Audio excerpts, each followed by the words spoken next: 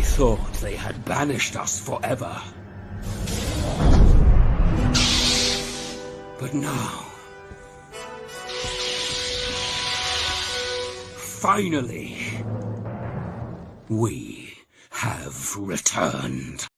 Indeed we have. After a very long time, we're finally getting back to Streamteam movie reviews. I'm going to try to make things a little bit more regular. I've just had a rather annoying time schedule coordination. But anyway, allow us to bring in the guests, starting with... Here's to the bard and the pollen we plum. Here's to the beast and the rest of you scum. The cage is locked in and the town is aflame, and it's ours for the taking, though you get the fame. You know, I'd say it was great to be back, but it was never good to come here in the first place. Why didn't I know about this? Because I just barely started. If you want to come on, I could just put at the link and I can bring you on with Sia. Yeah, if you really want me to.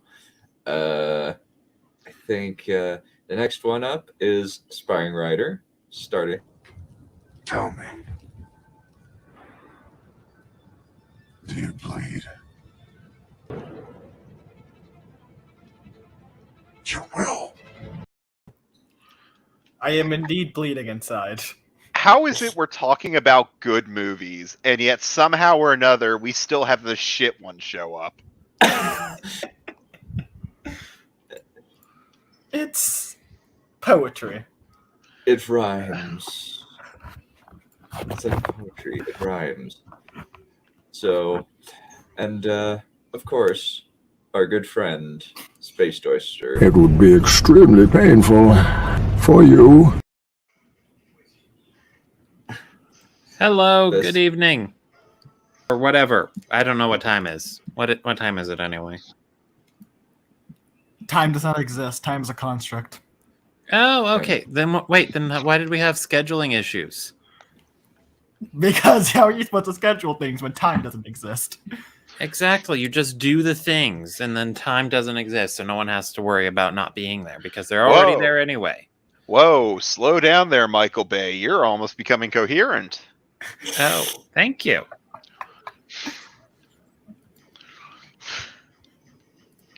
Did anyone actually watch Tenet? I did. I got a headache after watching it. I just thought I'd be bored, if I'm being honest. Just looking at it made me feel kind of bored. It is definitely not boring, but it gave me a headache trying to figure out all the timey-wimey, wibbly-wobbly BS that was going on, trying to piece it all together, and I was nursing a headache for hours after I got out of the movie theater. It only made it worse that I was at work when it happened. Did I just hear a fucking lamb in the background? I thought that was a child.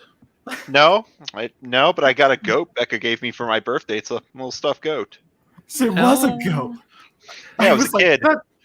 It was a kid? Yeah, that's what you call a goat, a kid. Oh, I was going to say, wow, that was quick. Like that she gave you a child. We've been dating for about a year, so the timeline kind of adds up. It took you 3 months. Unironically, we did talk about that today. Oh, that's cute. I said you can either have a dog or a child. You can't have both. Wow, so she found a happy medium of a goat, a stuffed child. Done. You know she picked that because she knew if she got too annoyed, she could just kill it and eat it for dinner. Wait, a child? A kid, yeah, the baby goat. You fucking monster. You're just barely noticing this? Just for context, she got it to me because when we met, I was going through what's known as the goat phase, where a man just wants to leave his life and go start a goat farm. Oh, fucking right! I remember she told us about this. I don't know if you were on there. She mentioned how you guys were like riding in a train, and then you started going all goo goo gaga over the goats outside. They were sheep. They much like you, they were sheep. I don't know, mate. She told me goats. She said goats. Where were you? The Republic of Kirkscan from Science Fair? Nah, apparently, believe it or not, Britain just has these fucking sheep all over the damn place. It's really odd. Well, all hail the queen, right? Long live the queen. I will tell you one thing though, and I know we're supposed to talk about Batman, but this is amusing. My God, those things can shit. The goat or the sheep? The sheep. I would assume both, but yeah.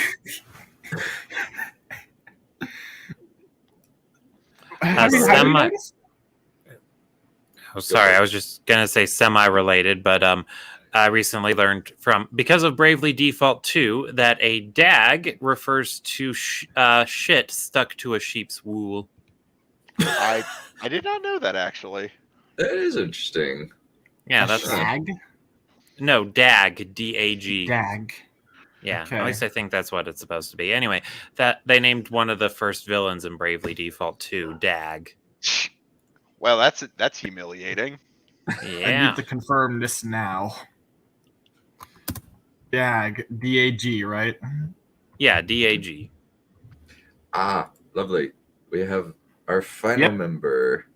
Of course. Yo, what's up? Hello. Hello. We got the Hello. same intro. Yes. Indeed, you're both the same person. Yeah, haven't you no, ever seen us in the look same like- room before? No, Well, his It would was, be extremely painful for you. and his was. Of course. See, You can't- completely different. You we're can't both- understand the thing through his mask. It's just noises, okay? Yes.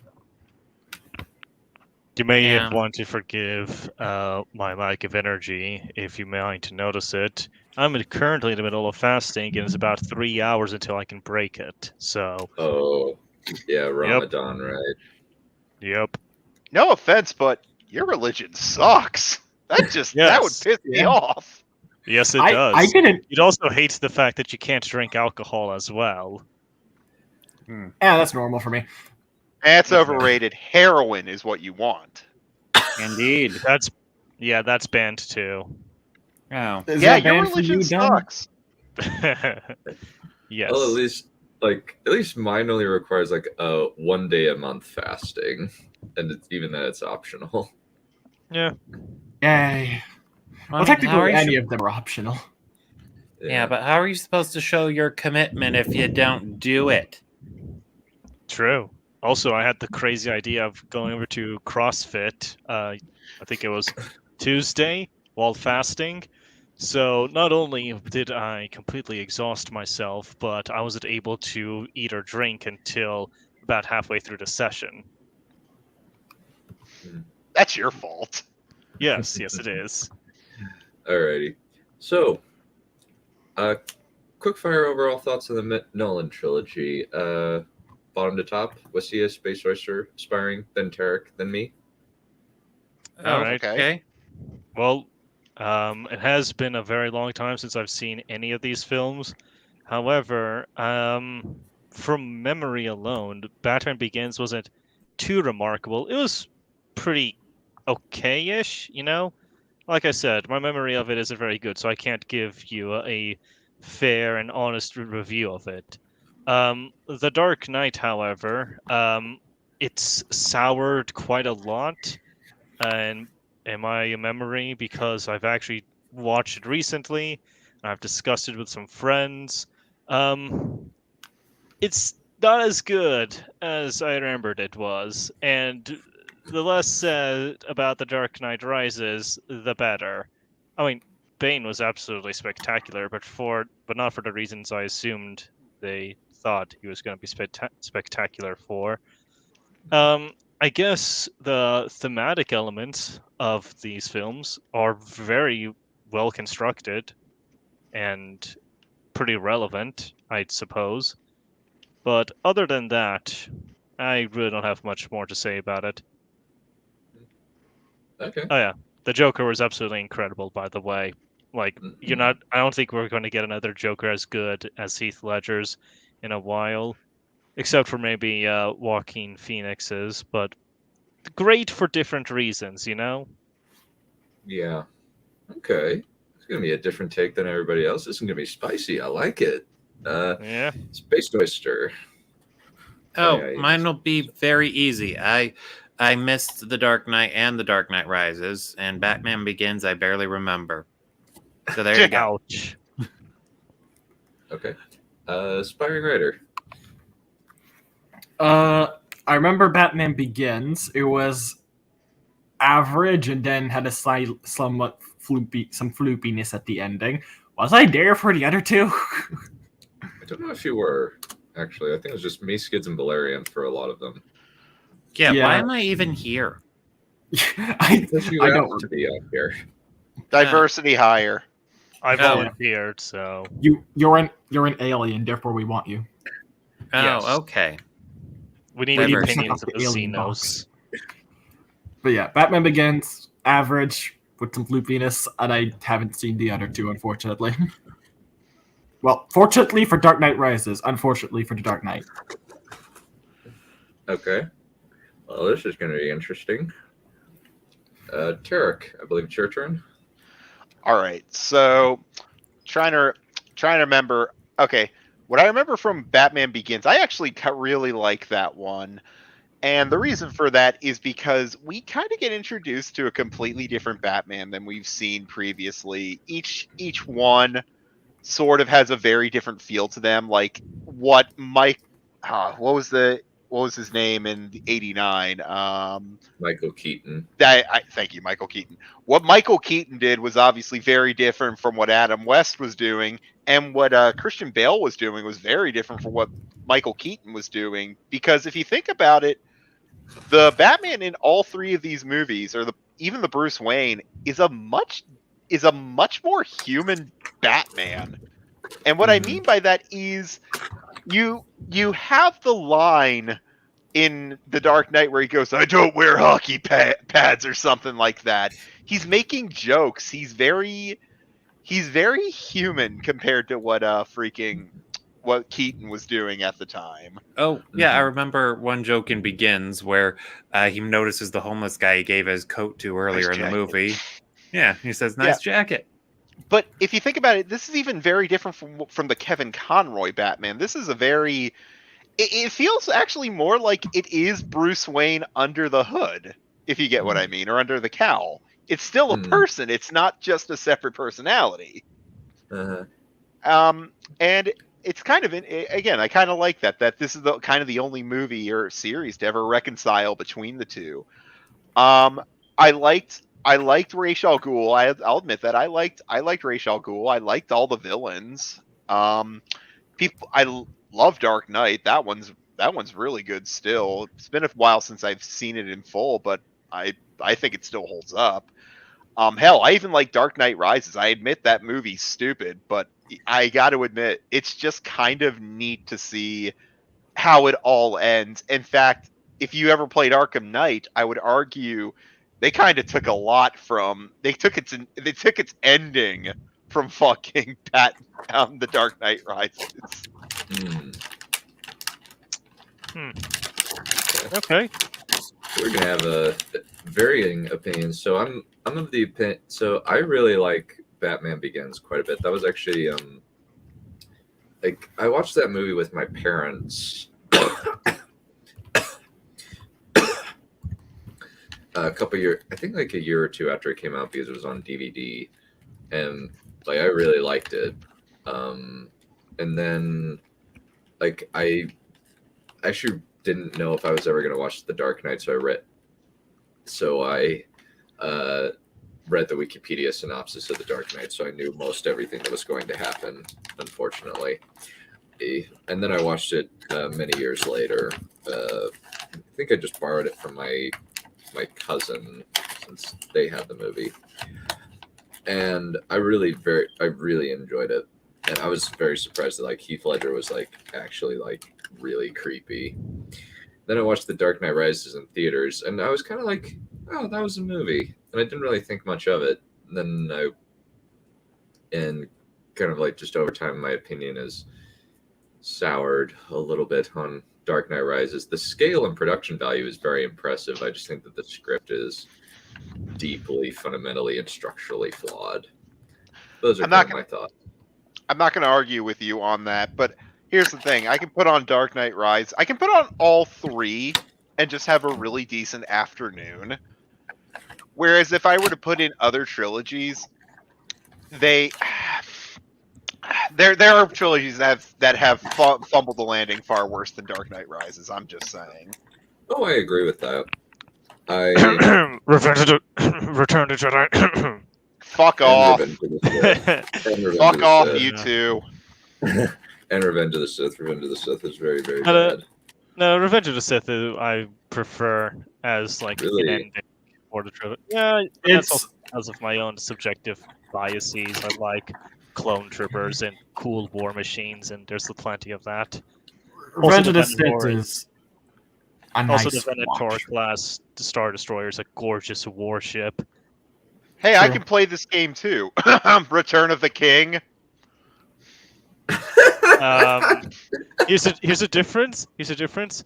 I can actually explain why Return of the Jedi is such a shitty ass film, outside of like one or two scenes, and that's it. Don't you have I- a mat? Hold on. Don't you have a mat to go pray on or something? Not right now. I suggest you do, because I have a feeling you're going to die later today. Because I would not go that far. But anyway, yeah. Listen, I'd give you a hug, but I kind of like my parts where they are.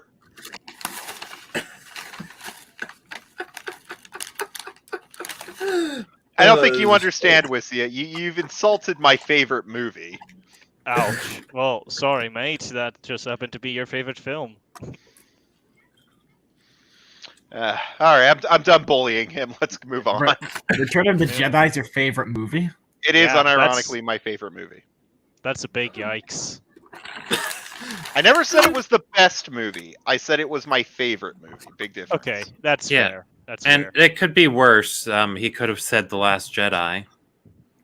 No, Oh, yeah. What do you- say- You Don't want to insult hear me. this crazy ass take I heard, by the way? Some gal that I No. know. Huh?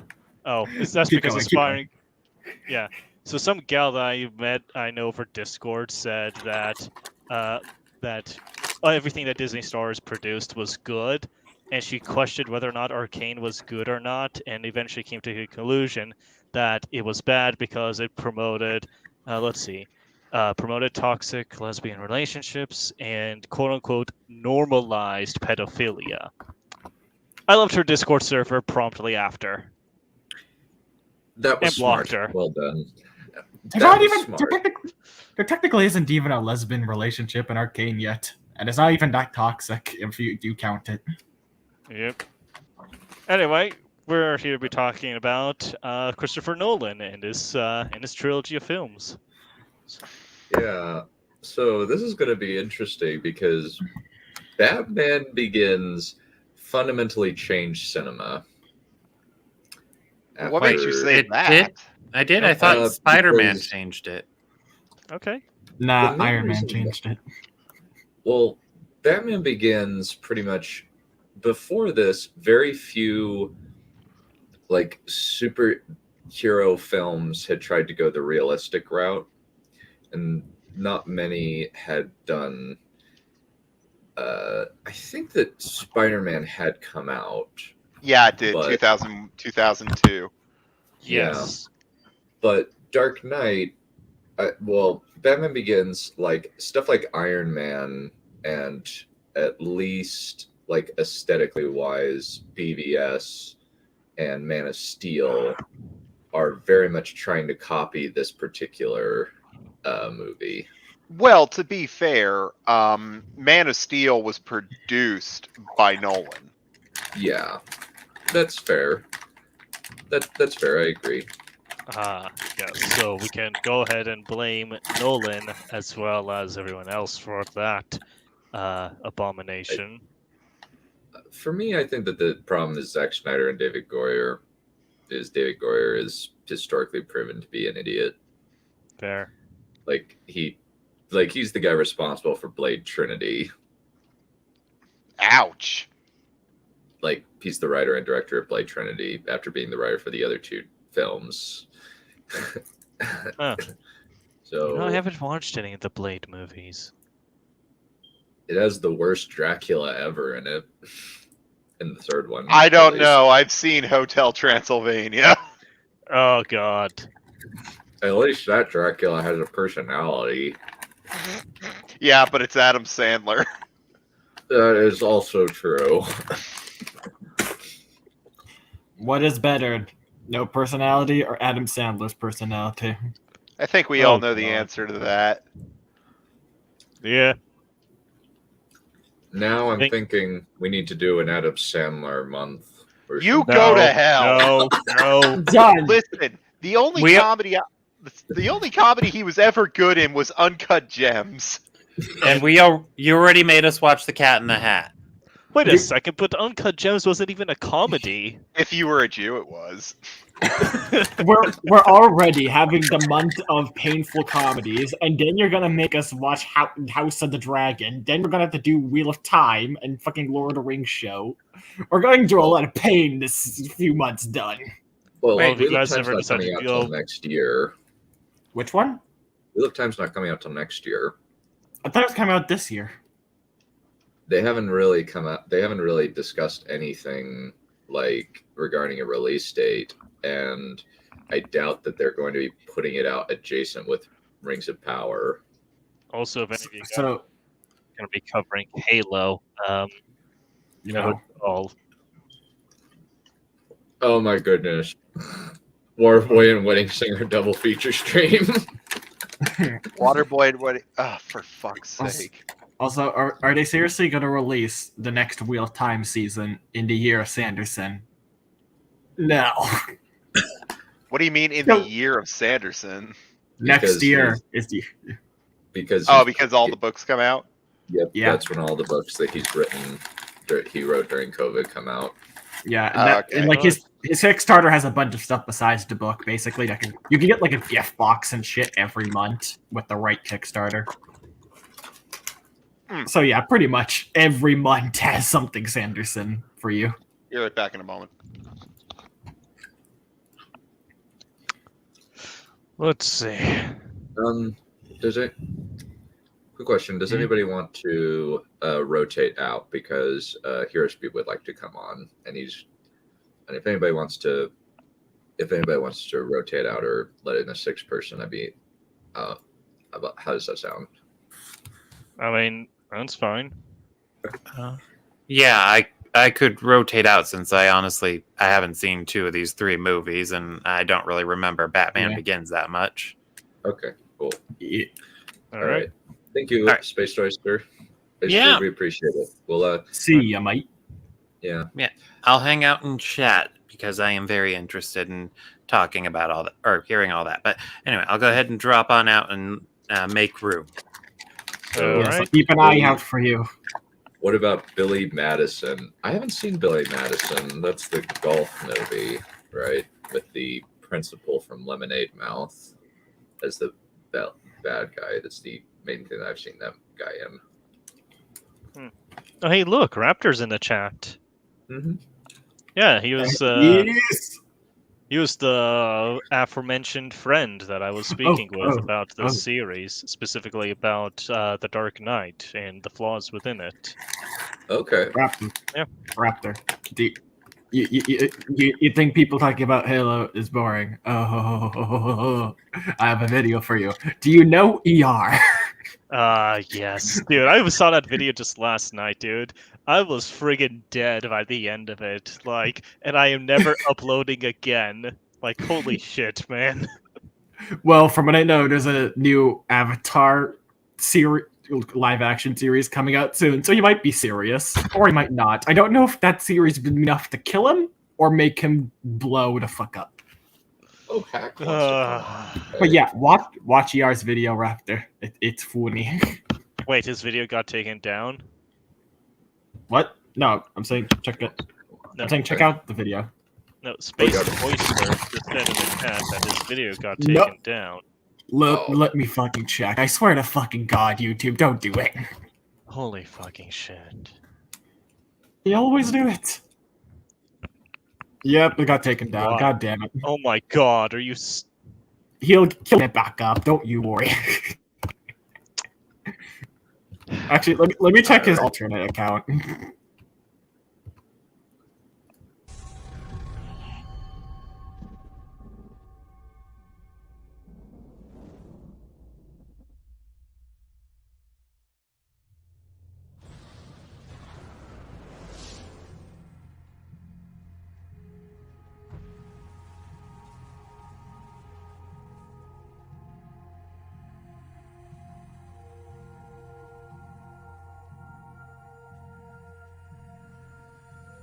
Quite unacceptable. And, You... hello. I was like confused Hello. there. How come Hello. you get the cool Halo intro? Because I recorded it myself. Because he gave it. Huh? Yeah. Okay. Because you gave it to me. And Mr. Hack, I don't really have anything for him, but I do Just have. look. What do you see?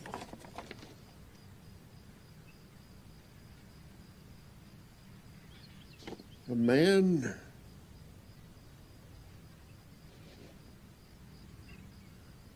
Fucking a horse.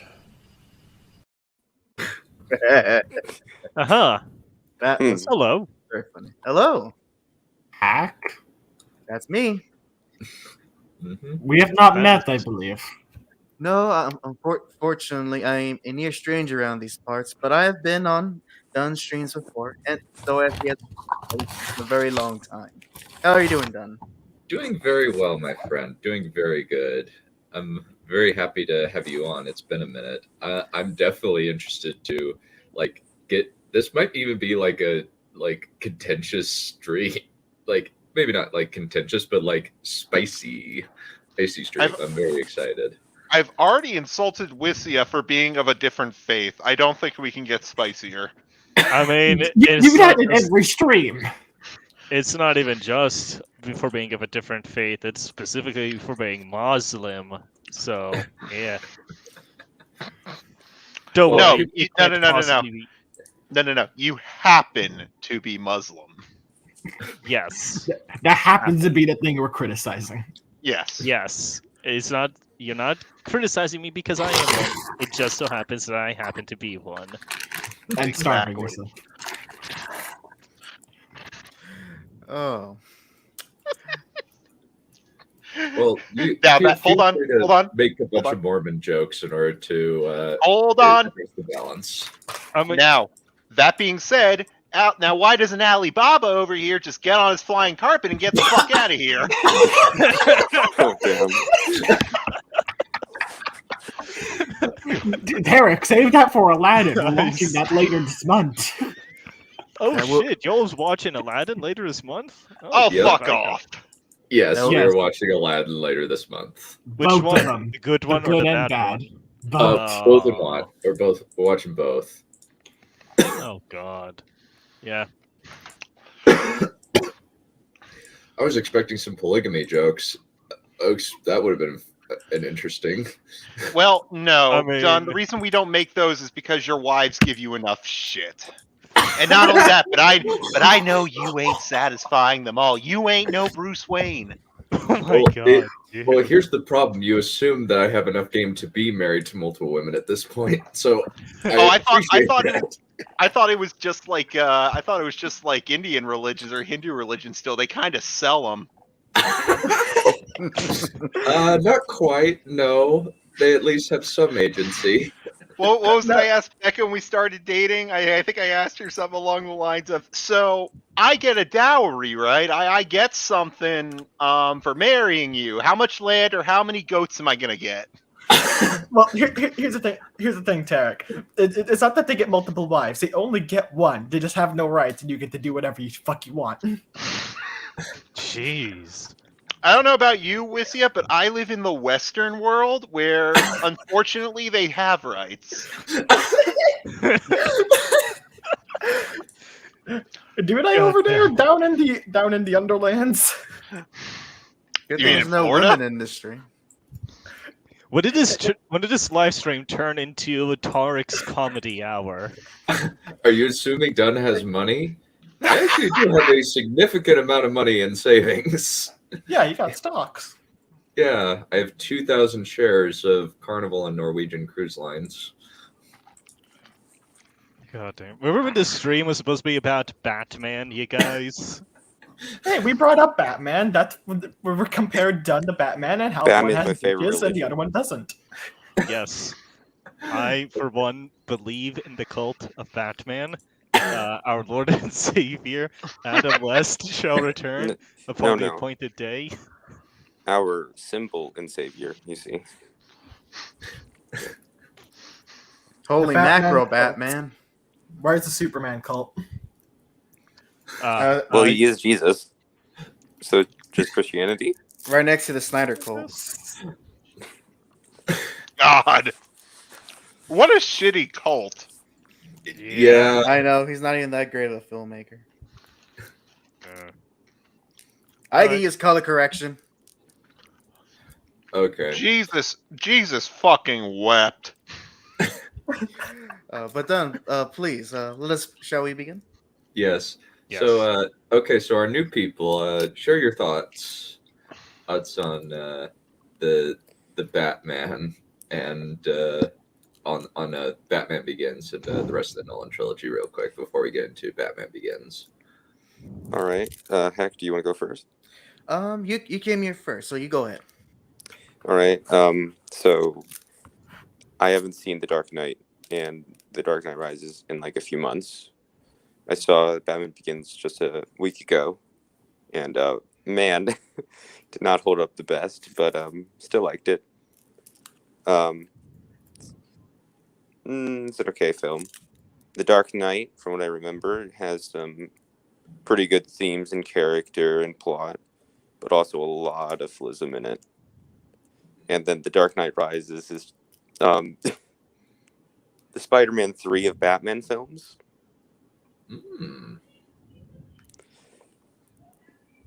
That's all I really have to say on them. And then we'll probably talk about it more when we go on each individual film. Okay. Hack. All right, to keep it short and sweet, for Begins, I can just say it's not the best film of the trilogy. It is my personal favorite between all three movies, and is the one I rewatched the most, more so even than The Dark Knight. I am of the opinion that I think it has held up very tremendously, and between all three movies, feels more like Batman than the other two movies, which I believe their greatest flaw is that they strayed far from what is Batman. Okay.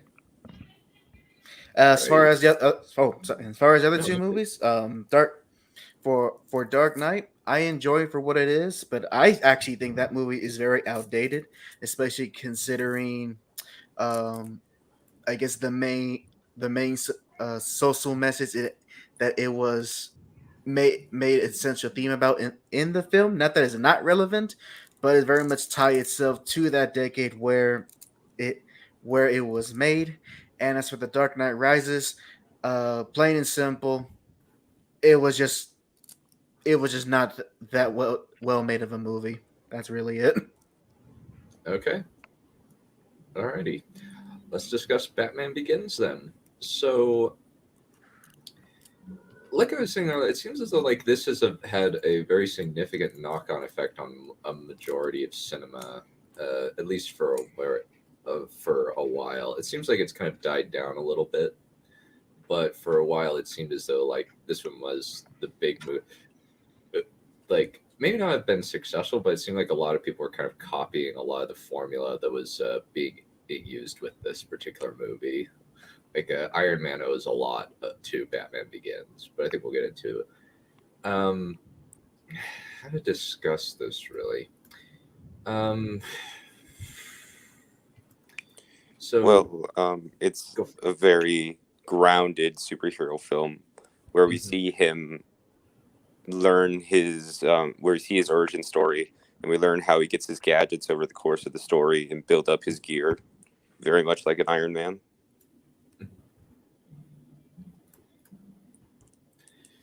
Yeah, it's definitely something that is very, very different than a lot of other superhero films, especially because most other superhero films kind of gloss over the making the materials.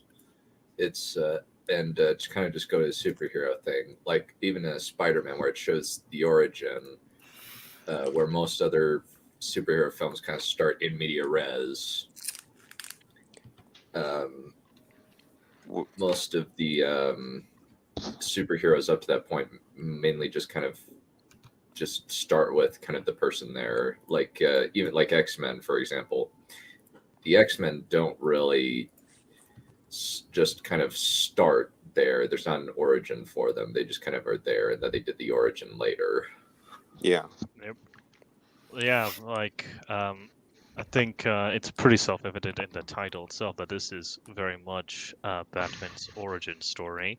I mean, it started off the trend of showing us the Wayne family's death and Martha Wayne's pearls getting ripped off and spilling everywhere.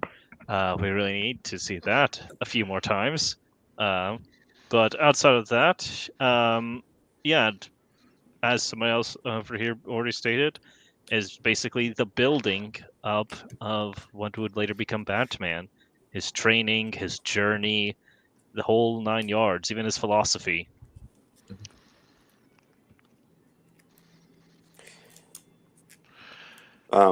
Something I thought that was really cool in the film was back to like the building of his gadgets thing was when he gets to Gotham at first, he's just like running around in just like his suit without the cowl and stuff.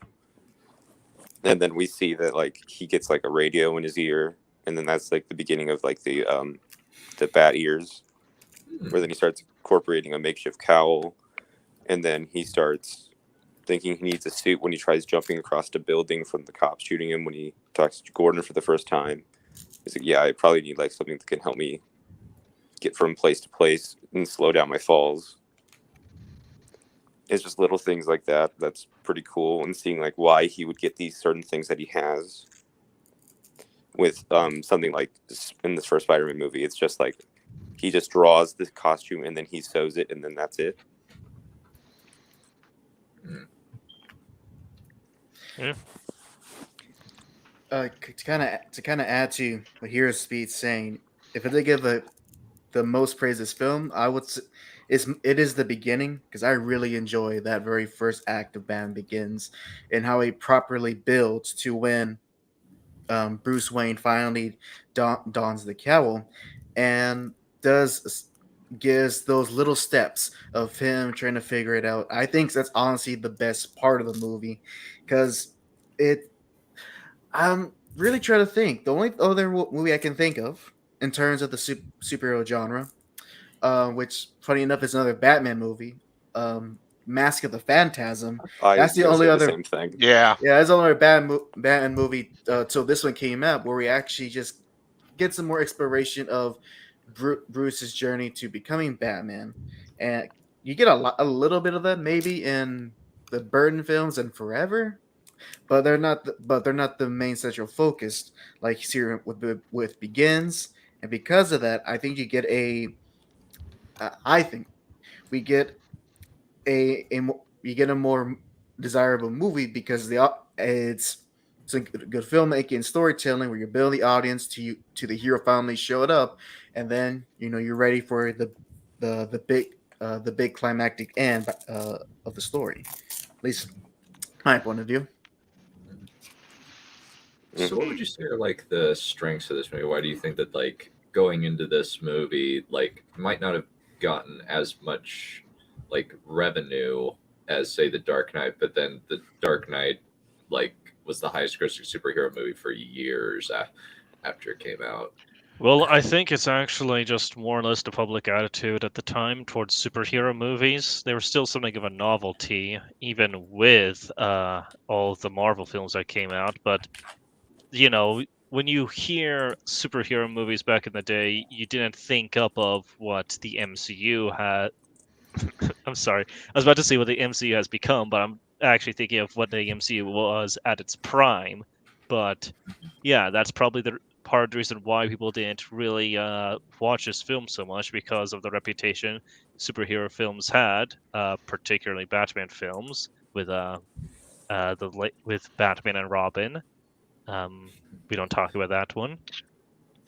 But after this one came out and people saw how good it was, I'm willing to bet that word of mouth managed to spread around the news, and people got a little hyped up for the next film, and thus, well, we got it.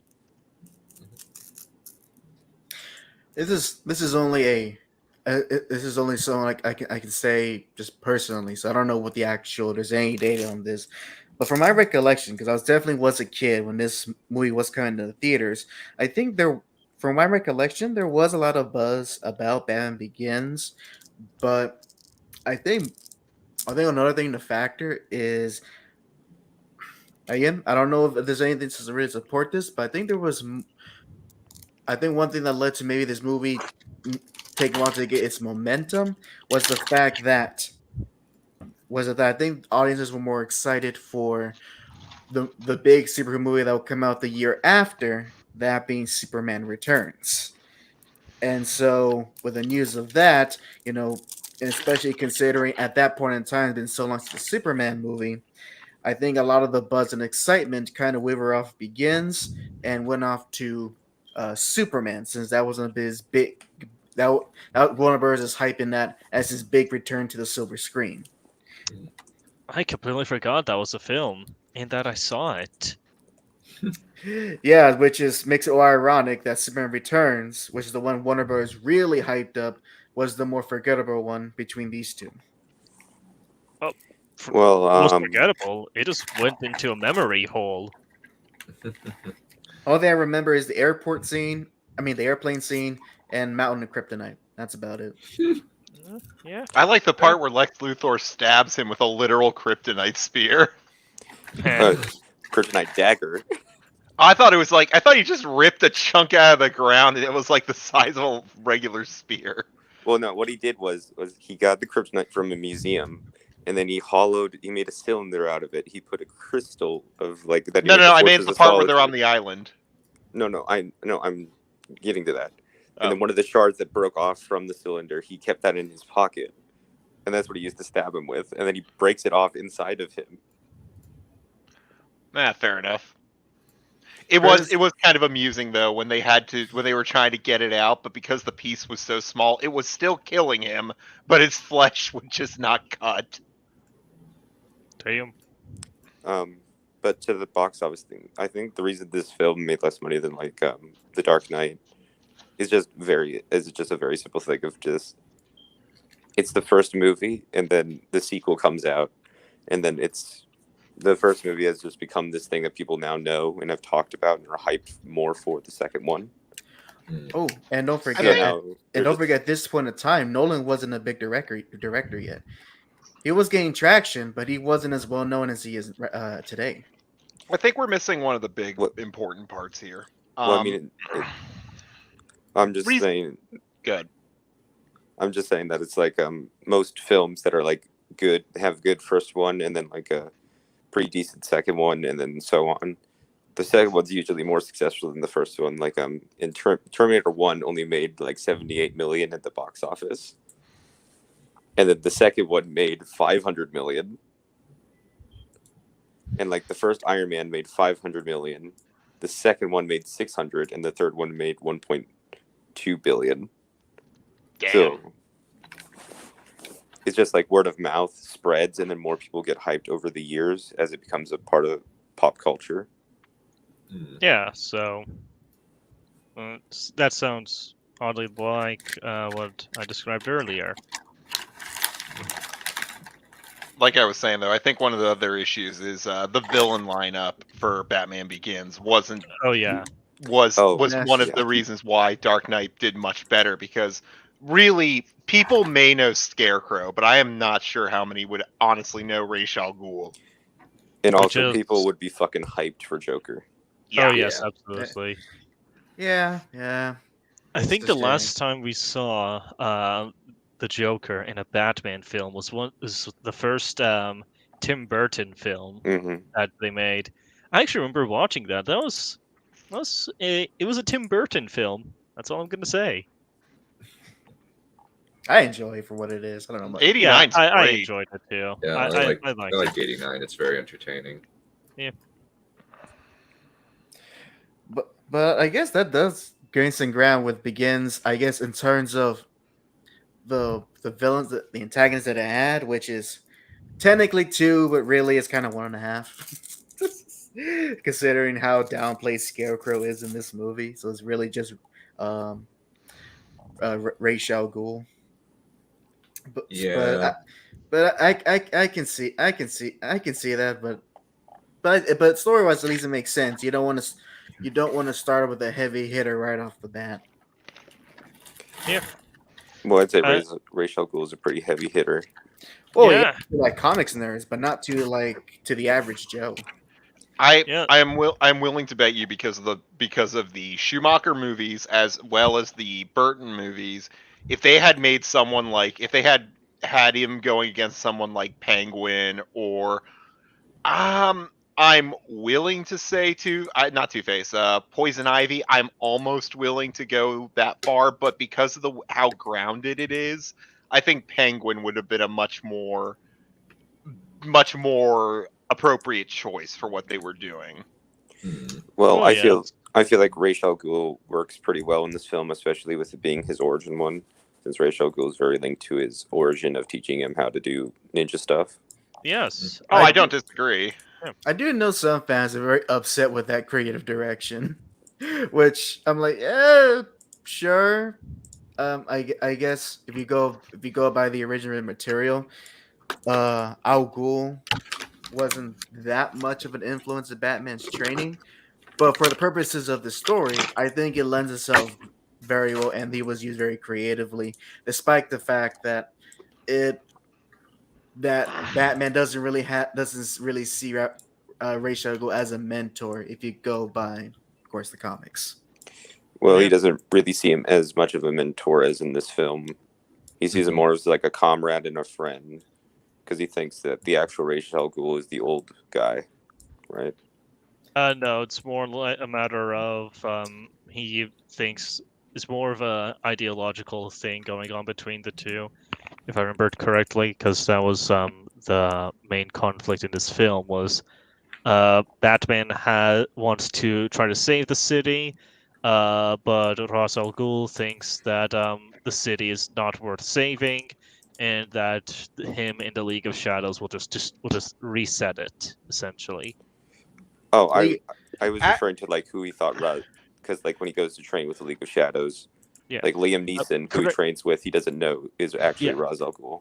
Yeah, That's what I was talking about. Correct me if I'm wrong, by the way, because again, it has been a very long time since I've seen this film. Fun fact though, the character that Liam Neeson does play, who we eventually know is Ra's al Ghul, but he takes on the identity of Ducard. That actually is another comic character who is another teacher of Batman. I think he was the one who taught Bruce all he knew about criminal investigations. So I appreciate that the movie whereas a little Easter egg by having a Ducard in the film.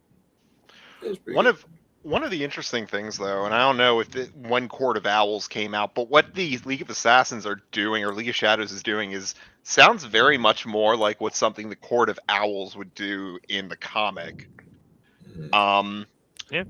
than what the League of Shadows or League of Assassins would be doing. You see, I've seen only snippets of the Court of Owls movie, the animated one. Yeah. But a lot of it wasn't really focused on the Court of Owls itself. It was more focused on Talon. Yeah. I wouldn't be surprised if it was an influence, but actually, Dunn, do you have anything to add?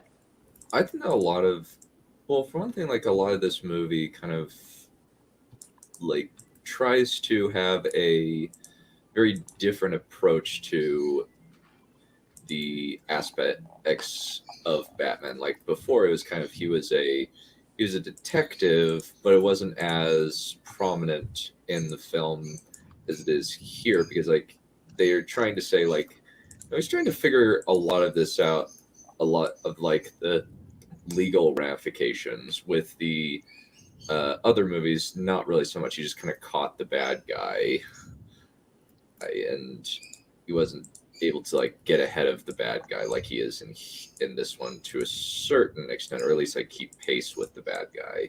But I think a lot of that comes down to how the kind of Whose the bird is interlocking nature of the plot with the conspiracy behind the the fear toxin. And even to how like the fear toxin was set up from the very beginning of the movie with the blue flowers.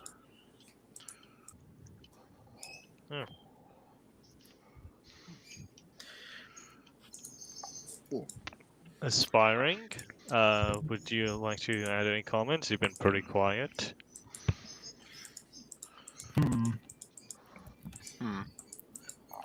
I found Scarecode's fear gas plan to be very loopy with how the mechanics. Like, Yes. it's not something.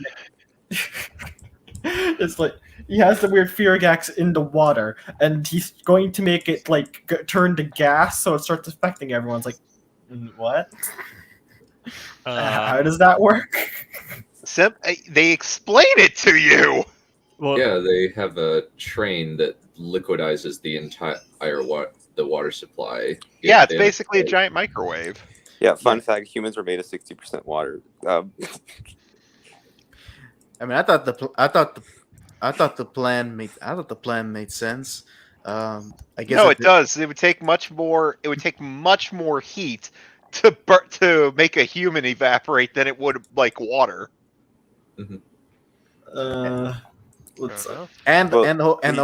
Well, they say if he drives into the center of the city, then the entire city's water supply is going to evaporate. Yeah. So that means that things microwaving things so much that the entire city. I don't think anyone it's a matter close to it should be getting like fucked up. I don't think it's a matter of like, I think what's essentially going to happen is because they're going to the center of the city where all the water is going through, I think it's going to be a matter of pressure where all the heat will just go to this one area it'll, how to describe this? Basically, once it hits the center of the city, all the pipes in the city, it won't all turn into gas, but there'll be enough back pressure to kind of force its way into the entire city system. And don't forget, the whole point of the plan for the League of Assassins we're doing is to cause Gotham to go crazy from the inside, and they don't have to do the exactly entire city, but the innermost part's a good start. I mean, they just need to do just enough of the city. So, yeah. Speaking of the city, I actually miss that Gotham doesn't retain the look it keeps in this movie for the next two movies. I think that's one thing that stands up for me for Begins comparing to Dark Knight and Rises.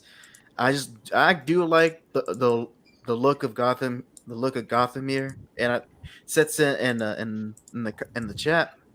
Reminds me of how Batman Year One was drawn, and I love that they took the inspiration, at least the visuals of that story, and applied it here. And it sucks that it goes away for the next two films. Yeah. Actually, you're kind of right. Like, I think it's actually more an issue of the colors they used. Yeah, and as well, because of the area that the story mostly takes around, which is supposed to be like the most degraded, broken down part of Gotham, it does give the setting a unique look to it that still feels like what a Gotham City should be, compared to the next ones where they look like it could be New York City or Chicago.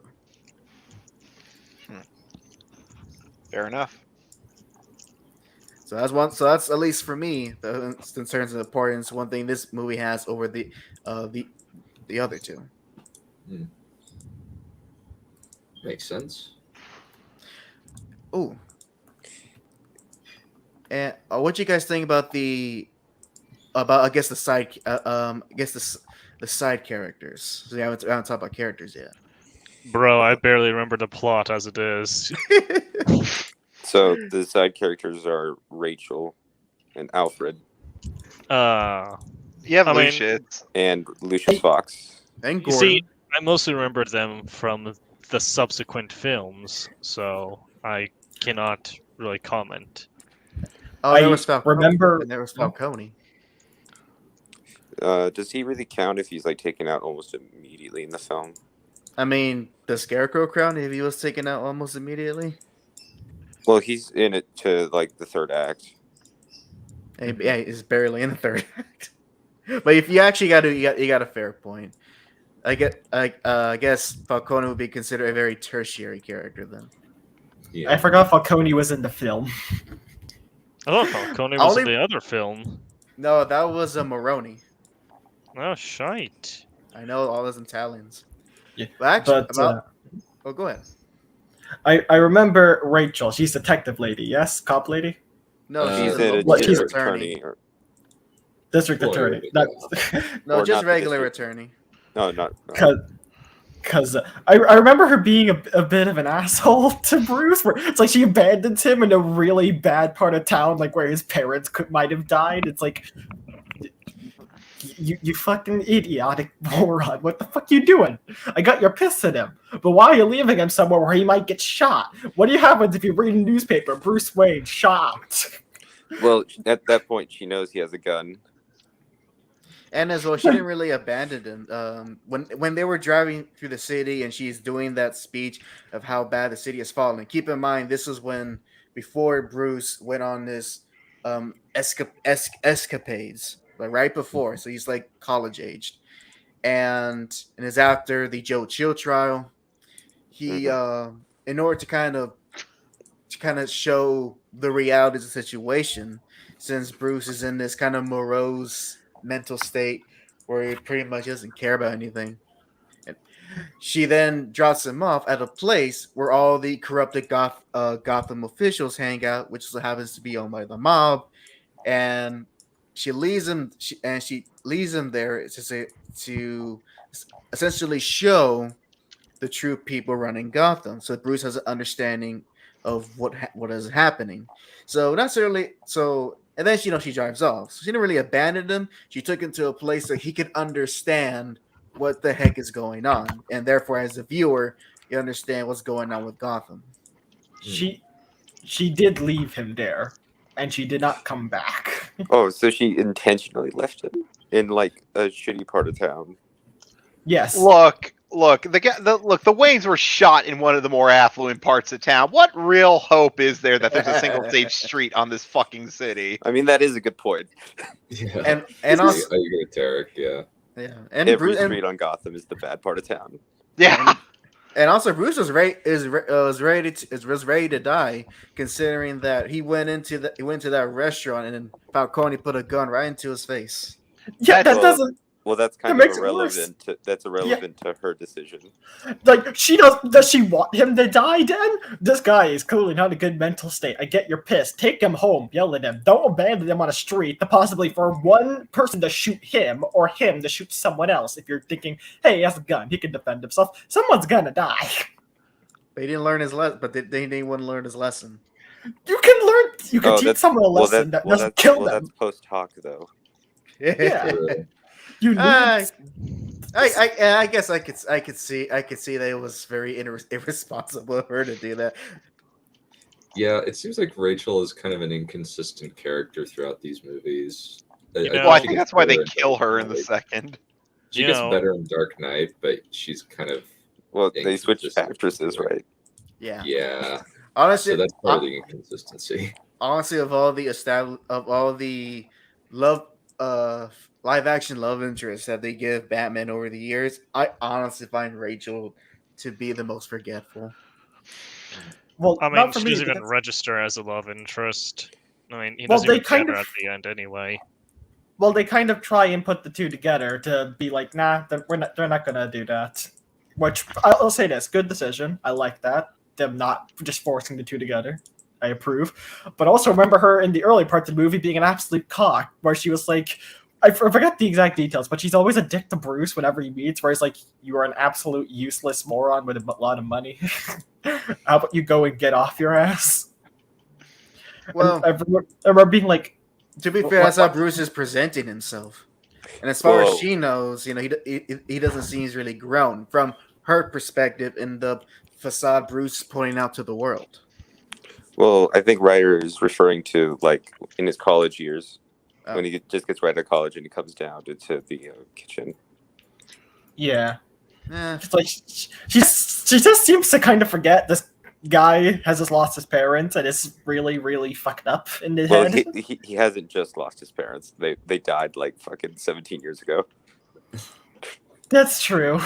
So yes, you'd think there would be like some growing up, but I guess. Well, I mean, he's just gotten out of college. He hasn't inherited his fortune yet, right? Actually, yeah. I think it's supposed to he just finished grad school. I think that's what it is, and he either he was going to inherit his fortune or some business decision was going on at Wayne Enterprises. Well, then if he I leaves, remember correctly, and then they presume him dead. So then the bad businessman can steal the fortune, right? Well, from what I know, the inheritance then went to Alfred, and then people in his company are trying to make his company go public, to which he then proceeds to buy every stock and say, fuck you. Yeah, because they try to get the money by saying Bruce is dead because he disappeared going around the world. Which I think was a great power move by Bruce. And then I did like that. And Alfred was the one who inherited it. Actually, I do want to say, and maybe my guys would disagree with me. I think in terms of the dialogue, maybe I would say that it's probably not the most well written compared to what comes next, but in comparison to the other two, I at least like the fact that people kind of talk like people, and it's especially more relevant to the Dark Knight, where man, it feels like everyone has a prepared speech, right? And they're ready to say something long and drawn out, like they're on a stage. Yeah. Actually, I do remember.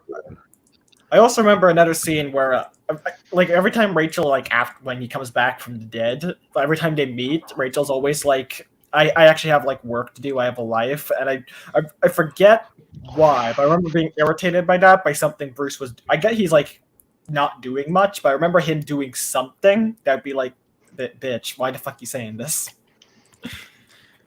Partially with the company, being I think if I remember, I think if I recall, it was probably one of the scenes where he was riding some fancy sports car with two models beside him. Yeah, that was when he went to the business meeting, and that was after Alfred told him that you need to put up a facade as Bruce Wayne to distinguish yourself.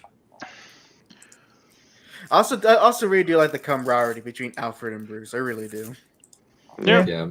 There's no such thing as a bad Alfred in any of these movies. Doesn't Bruce Wayne buy the hotel?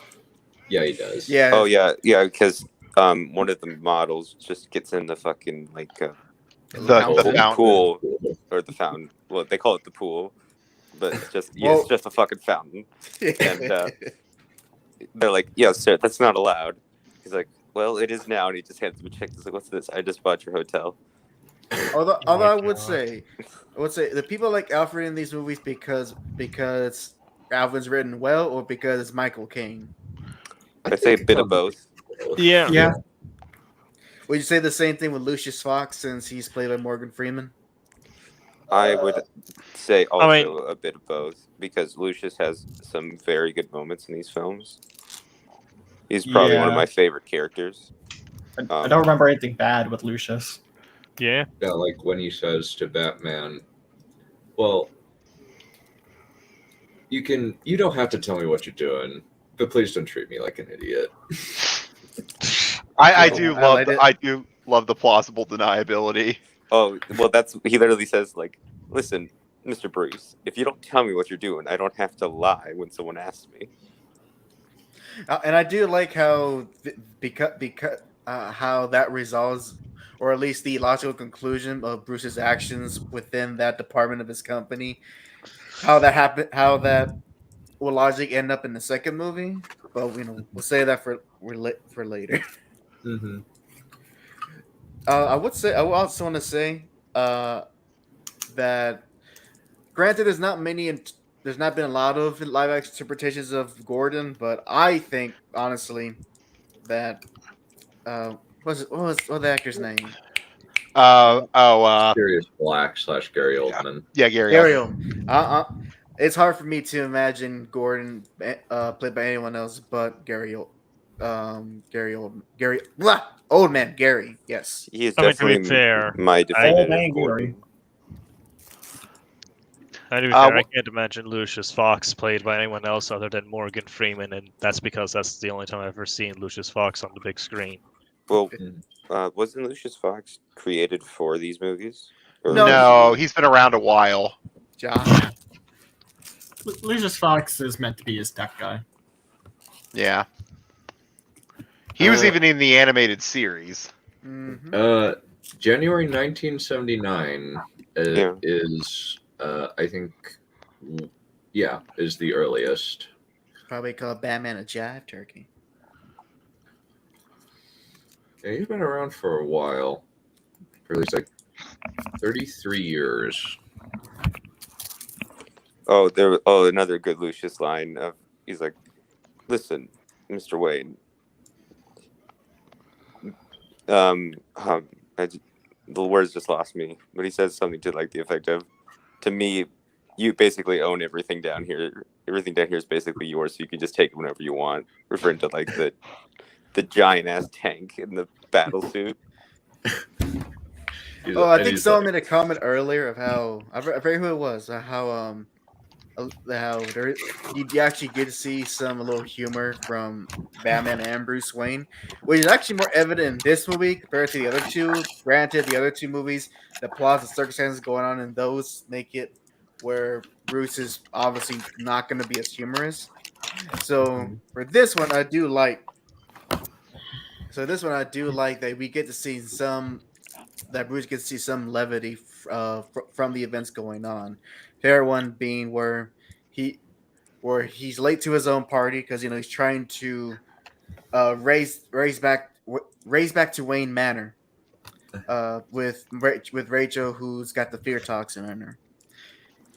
He makes it there, cures her up, and the first thing he tells, and Alfred then kind of scolds him for making a big show about on the TV, and the only thing Bruce has to say,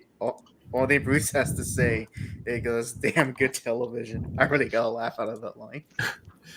I also love when he's stuffing Rachel into his car next to the golf clubs. Oh, that's right.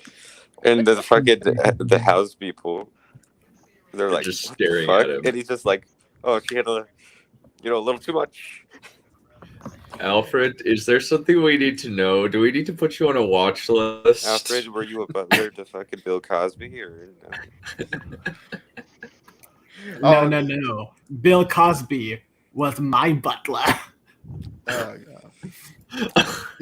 Oh no. There was also another funny Alfred line where the Wayne Manor is all burning down, and Alfred gets trapped in by some of the wood, and as Bruce lifting it up, he tells Bruce, "All those bloody push-ups, you can't even move a piece of wood." What's the point of all those bloody push-ups if you can't even move a bloody log? There you go. That's the exact line. Bruce just wakes up every fucking morning and does like a dozen push-ups, which makes more sense than what Keaton was doing in '89. Which even as a kid, I did not understand that. Did Keaton just go like upside down like a bat or some shit? Yeah, he did. Yeah, was the most bizarre image. It made no sense as a child. Makes less sense now as an adult. I think it could technically work as a workout.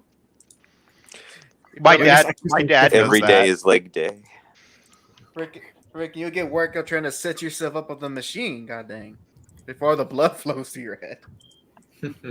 Well, My he's dad pulling actually himself has up. one of those, though. He has one of those machines where you can actually hang like a bat. I swear there's been studies about whether or not it's a good method or not because of how many people are like, is that a thing? Can I do that? Yeah, you can, and it's actually supposedly really good if you have a bad back. Yeah. Dang. Damn, I Spider-Man shoot. actually, I should I'd try honestly, it. it's probably very, very, very common among certain persuasions of people that like that sort of thing in their nocturnal activities. Oh, for fuck's sake. The man's already wearing a gimp suit, done. Let's just call a spade a spade. It's not a True. gimp It's suit. not a gimp suit. It's a furry suit. Is it Those are- though? But it has no fur. It has no hair. It's Yeah, he has a leather. point.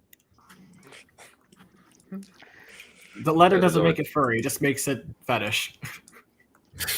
That yeah. Even though he looks less fetish here than the Schumacher films. Oh yeah. Why would you put nipples on the bat suit? Why wouldn't you? Because Schumacher is a flaming. Well, you know the rest. You know, I'm hearing this right after watching the Sonic fan dub where Eggman has like 4 nipples. So I'm just being like, nipples. What kind of? Oh, What? I think I know what fandom you're talking about. Sonic fan dub, yep. To twist my nipples. Uh-huh. Anyway, I'm just gonna bask in the fact that I'm not as degenerate as you. yes. Who are you referring to? Yes.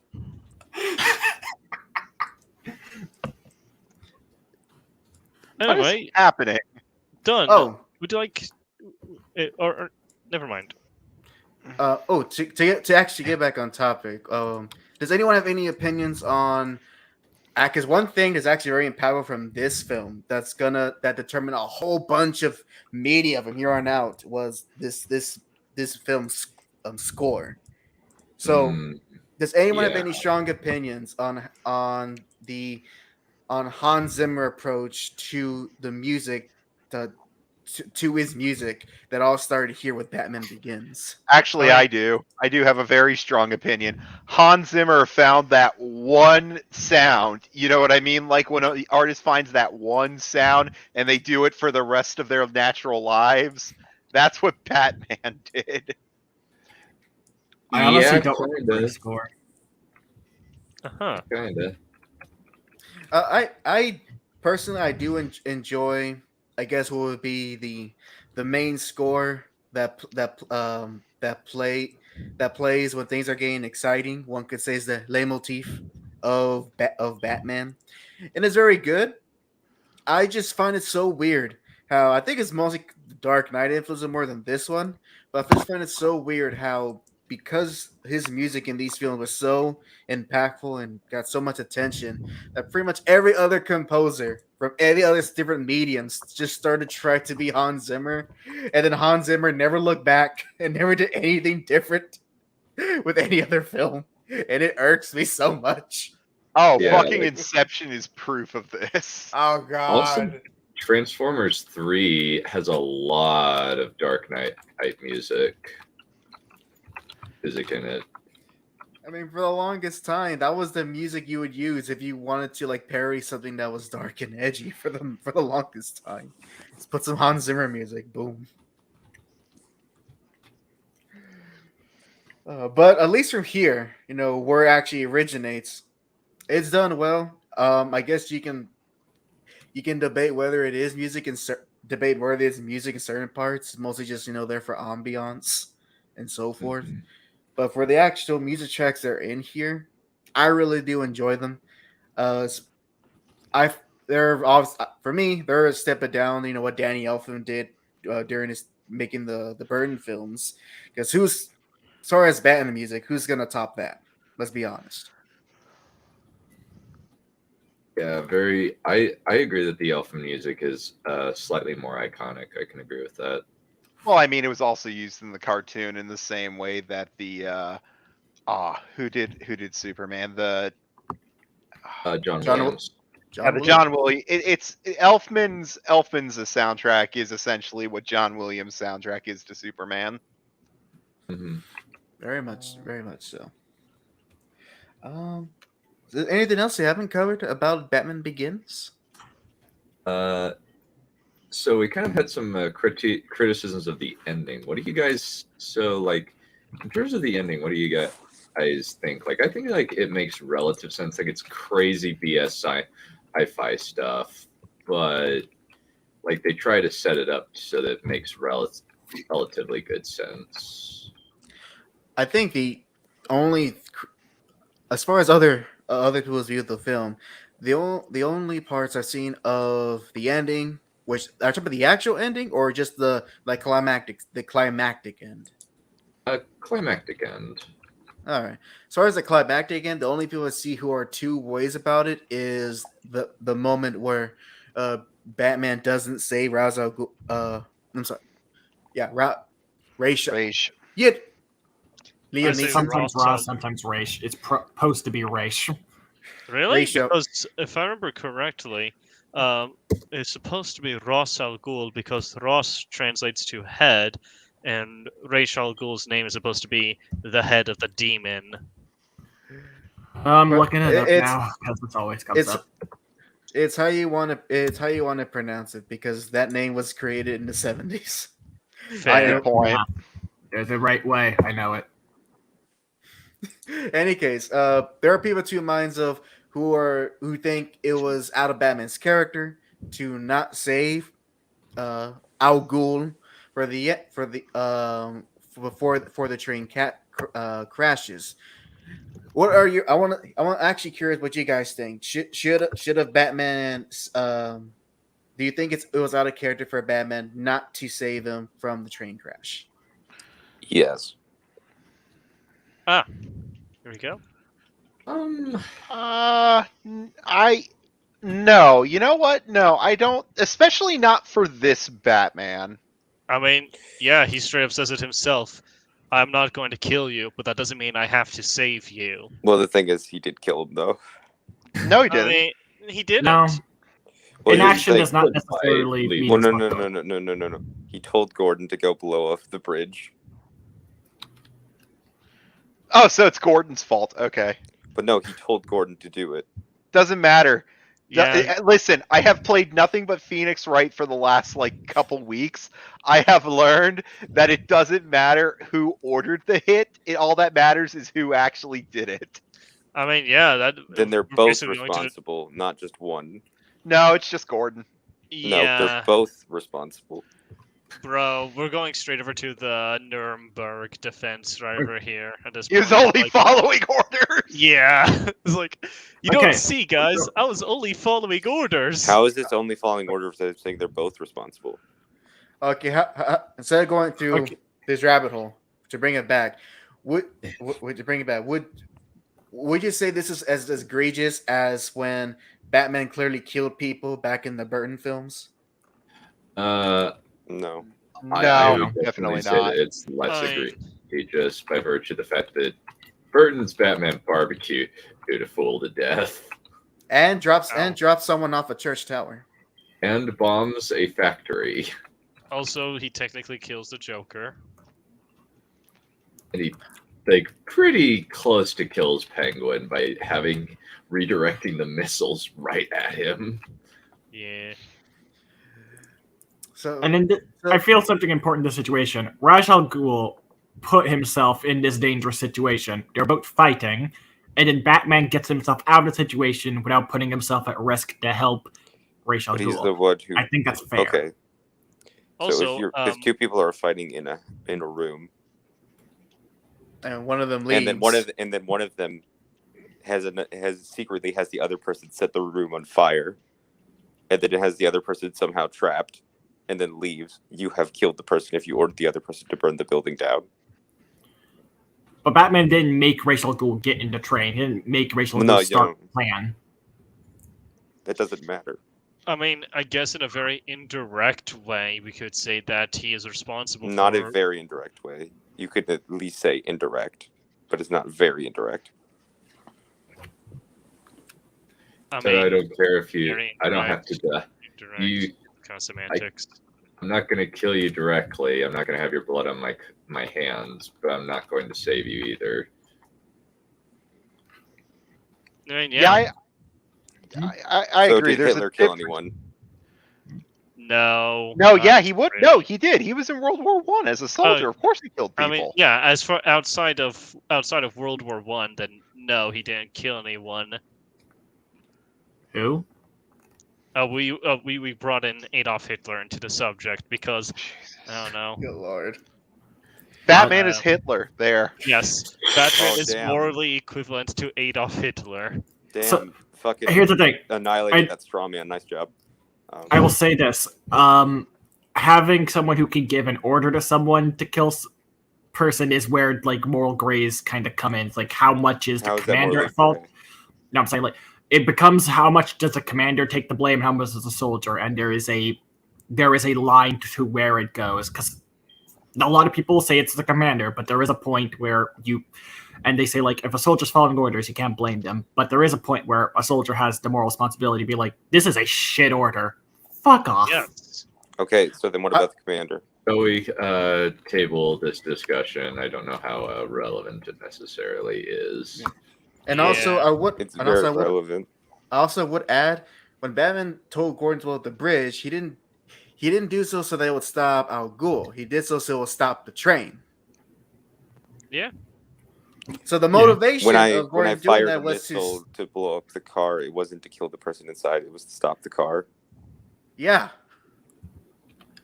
It's like if he didn't stop the train, lots But of people would have died. But isn't that the logical conclusion of what would happen? If Batman didn't say the people in the car. But does he have? Is it like a moral reprehensible thing? But I think I agree with Dunn. I have to put a stop here. But it goes to show the point how very contentious that decision was in the movie is. And while I am not bothered by it, I completely understand more Batman purists who probably because of that probably are not very likely to go back to this movie because of a scenes like that. I mean, yes, I do agree that it really does depend on your sense of morality and how you define things.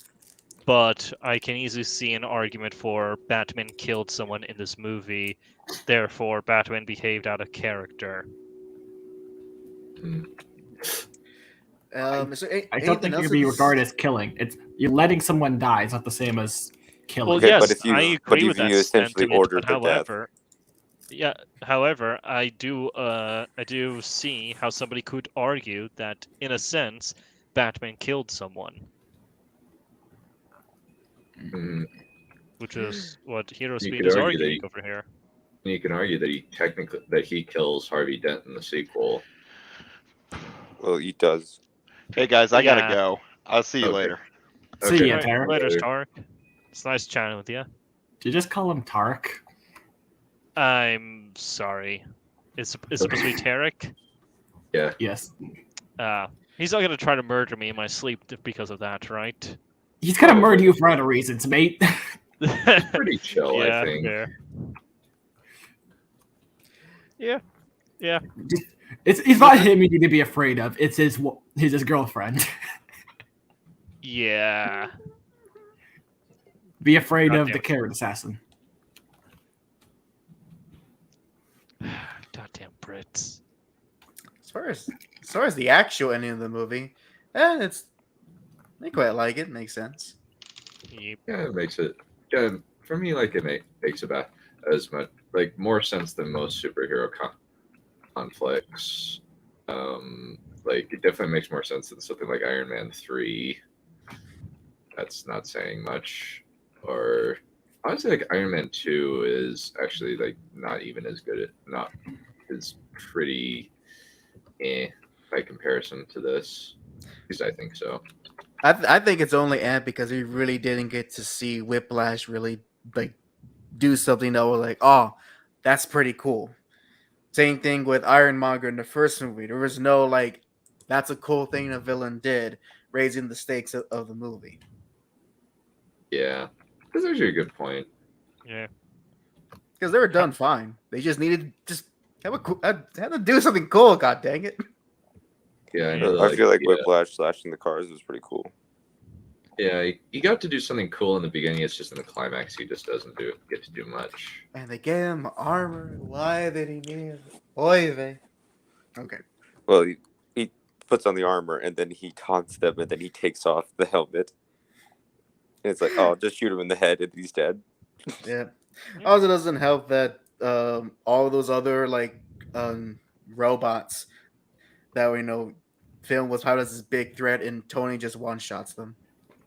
Yeah. Best followers. Oh, we got spam. Some kind of spam bot in the chat. Ah, god damn it. Do we have a moderator to take care of this crap? I can take care of it. Serve us some cheese with that spam. Anyway, how long have we been talking about Batman Begins? Just enough. About an hour. Oh god, there's still 2 more movies to talk about. Yeah. Yeah, so The Dark Knight, this is the big game changer in terms of comic book movies, I would say. Oh, absolutely. Like, every single film that I've saw from DC after this film felt like it was just trying to ape the style and aesthetic of The Dark Knight. Even Man of Steel, by the way. Like, I swear to God, it felt like that was what they were trying to go for. But I know that's not necessarily what they were going for. But out from my perspective as just a layman, you could easily see how someone could mistakenly think that. Doesn't help that they're very similarly titled. Yes. I was trying to say one could be forgiven for thinking that, but brain farted.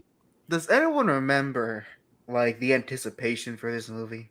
No, because this was the first film from this trilogy that I saw.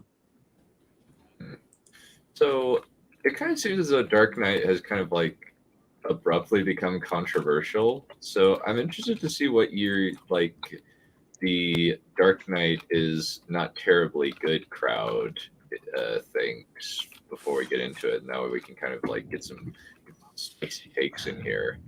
Okay, so it's more like the rose-tinted glasses came off because, everybody watches this movie like 1 or 2 times, and they think, wow, this is the greatest Batman movie ever. And I think most of the audience was so enchanted by Heath Ledger's performance as the Joker, that and also with the meta knowledge of Heath Ledger tragically dying shortly after this film's completion and release, kind of basically gave it a free pass, for lack of better terms. So that is why that's part of the reason why I think The Dark Knight was so good, but also another reason why was because of the execution of the Joker as a character, and basically this film understood the Joker. It's not that he's just haha funny crazy guy. There's a purpose behind his madness. There's something he's trying to prove. As a matter of fact, he's actually shown as despising being called crazy.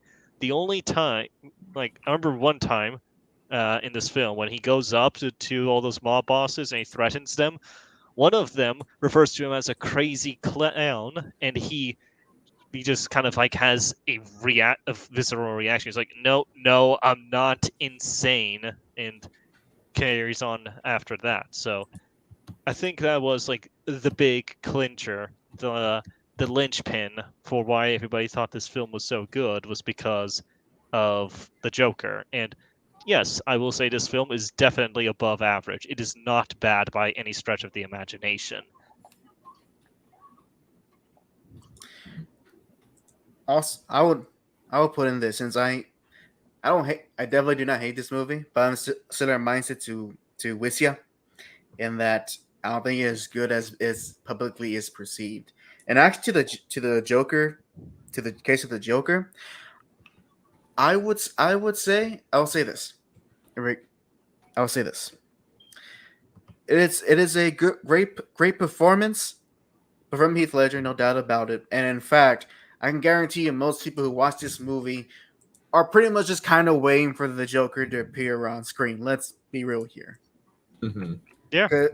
And because of that, and because of such that performance, and it's actually looking back and going up to this point, it's a very unique and its own thing interpretation of the Joker that, for me personally, very much works for this film and the setting and for what it set out to achieve. Because in my mind, I view this Joker much similarly to how the Riddler was performed and adapted in the recent The Batman film from this year. Regardless of the actual, where you like one performance or the other, that's not the case. It's more so that they're very much taking its own. The filmmakers doing their very much own interpretation of this character as they're really not seen. So in this case, I do enjoy. I do enjoy the performance. I do not enjoy this interpretation of the Joker. Okay. So Oh. he's definitely not the classic iconic Joker. I can definitely agree with that. What would you Yeah. say are like the major differences between them? I will say, I think the major difference would have to be if you want to go for a more iconic Joker, and I'm really trying to think of a thing of it before this movie, because really this movie influenced how Joker would be portrayed in future media and even in the comics. And so we're at a point where it's kind of hard to imagine Joker without the Dark Knight. So in thinking back before this movie, it's I think what it is what the big difference is that for me, Joker works best when he really is just a very simple foil for Batman, and especially if you make it very personal for Batman, which this movie does do. They do try to establish of how Joker is trying to get under Batman's skin and so forth.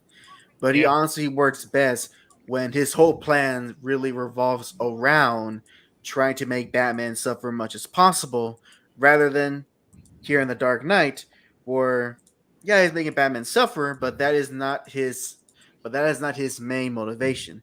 His Well- whole thing is to cause chaos and destruction to, in his mind, to show the world for what the world really is. Well, there's Mhm. also a secondary objective with him. He's, as a matter of fact, he was almost explicit about it in the film, specifically in the interrogation room scene, where he basically says that Batman's going to have to break his one rule eventually. Because I remember in the interrogation scene that Joker, for lack of better terms, basically compared himself to the Batman when a "we're not so different, you and I" sort of moment. Except he pointed out that the only difference between him and the Joker is that one rule, and he's basically trying to break the Batman in a way, Mhm. not just simply make him suffer. He's trying to effectively kill the idea of the Bat. Well, not kill. That's actually a terrible way of putting He it. wants to Right. corrupt. He wants to corrupt Batman, Yes, exactly. Yeah, he which wants to works drag it- very well for this film. Yes. But for And- me, he just wants to kill the Batman. He doesn't really care about corrupting his image. He just wants to kill him. I mean, Which, and make him suffer. Well, That to me, he doesn't want to kill him. well, he wants to feel that he can kill him. Let's put it that way. Well, no, he says explicitly in the No, I'm not- interrogation scene. I No, think no, he's no, not- referring I- to the I- alternative versions, not the Dark Knight. yeah, I'm so referring classic to- Joker. Classic Joker. So which makes from my viewpoint this Joker very unique, because no other Joker prior to this film really had that type of motivation and whatever crimes that they were doing. So Yeah, And like, Batman '89, he just kind of wanted to be king of Gotham, essentially, as well as grab Vicky Vale. That was the main motivation for Joker in the Batman '89. Yeah, he wanted to be the Prince of Crime. That's one of his names used to be. So only reason I honestly have a little grievance with it is that because it was done so well in The Dark Knight, that it affected future Joker interpretations from there on, and I'm not even talking about the movies, where I'm thinking this Joker only works well in the writing and the setting for this movie. Don't try to push that onto other ones where it makes no logical sense characterization wise. Yeah. Like that again, I feel like The Dark Knight I feel like a meta consequence of The Dark Knight was that it became a gold standard that everybody wanted to abide by, but nobody truly understood what made the film tick. Yeah, I mean, it seems like the main thing. I think that the main thing, like, kind of, you bring up a good point that, like, what made it tick. I think a big thing that people like really took from this was the intensity of the film, as well as its relative unpredictability. Oh yes, this film definitely had some extremely tense moments in it, which was helped quite a bit by the music. Like the score for this it is simply iconic. Mm-hmm. Like, imagine that interrogation room scene again for a moment. How could you describe the soundtrack in it? Could you hear it? Because I'm willing to bet that if anybody has seen it once, that score is completely unforgettable. Yeah, especially like the zing. I can't quite replicate with my mouth, but the Joker soundtrack, where it's like it doesn't really have any melody. It is like a broken violin string, and it's really unsettling. Yes, which actually works very well for this interpretation of Joker, who is basically, in his own words, an agent of chaos. He just wants to cause havoc, and causing havoc he does. Now, I did also remember, if I may get over to a brief criticism of the film, at least two of them anyway, in regards to the Joker. It has nothing to do with him as a character. Him as a character is brilliant. It's more a matter of the overall plot. So, does anybody remember the opening scene with the bank heist and how it came down to two guys in the clown masks, and one of them happened to be the Joker? One of the other guy points a gun at him and tells him, "I bet bet the Joker told you to kill me too." And he said, "No, he told me to kill the bus driver." And as though on cue, the bus just breaks through the bank. Yeah. Killing the other guy. Very convenient, that. Yeah, if he didn't kill the guy, I would have said, okay, he planned the bus to come in at that time. But the fact that he was standing right where Joker needed to be, a little plot convenience there. Yeah. And let's also Joker plan. There's a lot of Joker planned it, therefore it happens like this throughout the film. That's kind of like, it's a little weak. Let's also not forget mysterious ways. Let's also not forget that right after that, this bus just so happens to pull out of the bank in the middle of this huge convoy of other buses with just enough space for it to fit in over there, and nobody freaking questions this.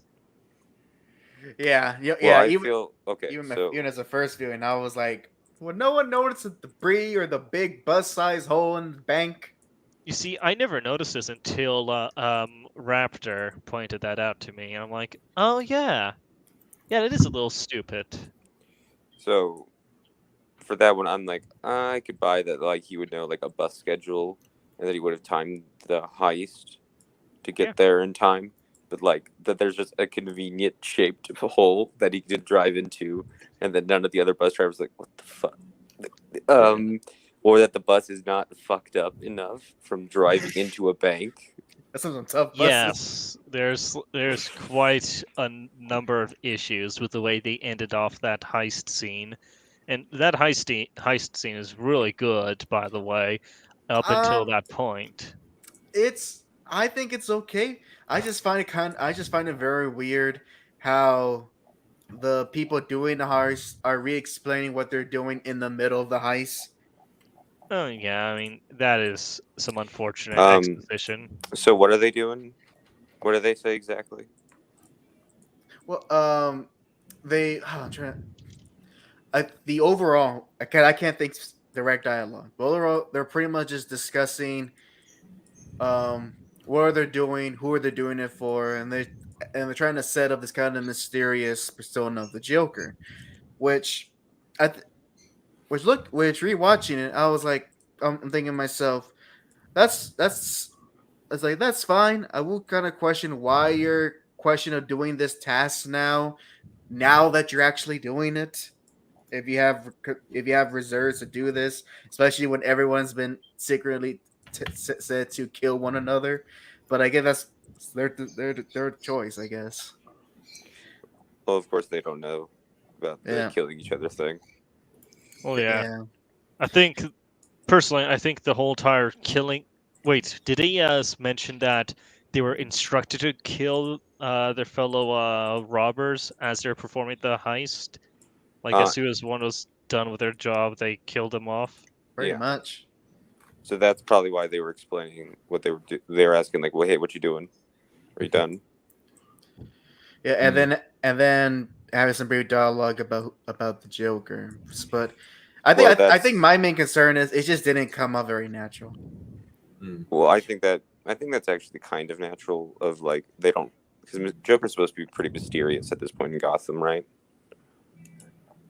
Yes. Not yeah. I So- think mysterious, but not like he's not known. Like if you remember, like Batman's already trying to get him for a few years. He's entangled with the mob. They just view him as just this weird, crazy criminal, just kind of being a pest all over the place. Well, yeah. I mean, if my boss wore fucking clown makeup and he was doing weird shit all the time, I'd probably talk about him to my coworkers. I know how I got these scars. You're like those NPCs in the Arkham games. They just can't shut up. Yeah. Yeah. You want to know how I got these scars? I bit some tinfoil. Oh, let's see. But see.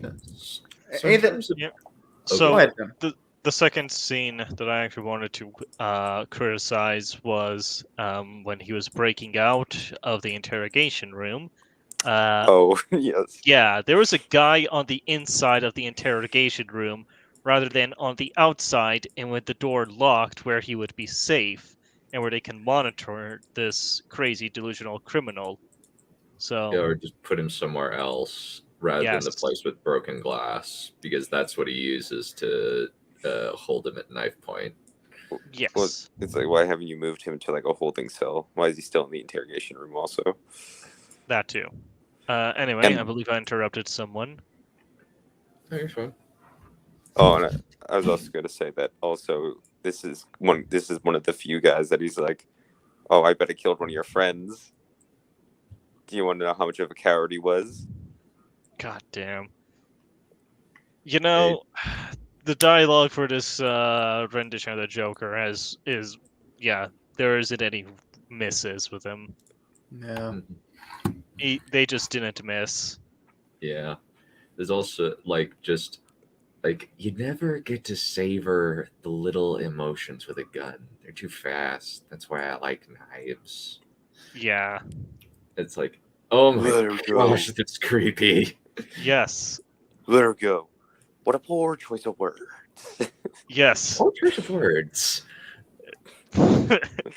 Proceeds to do just exactly that. That's oh man, it's hard.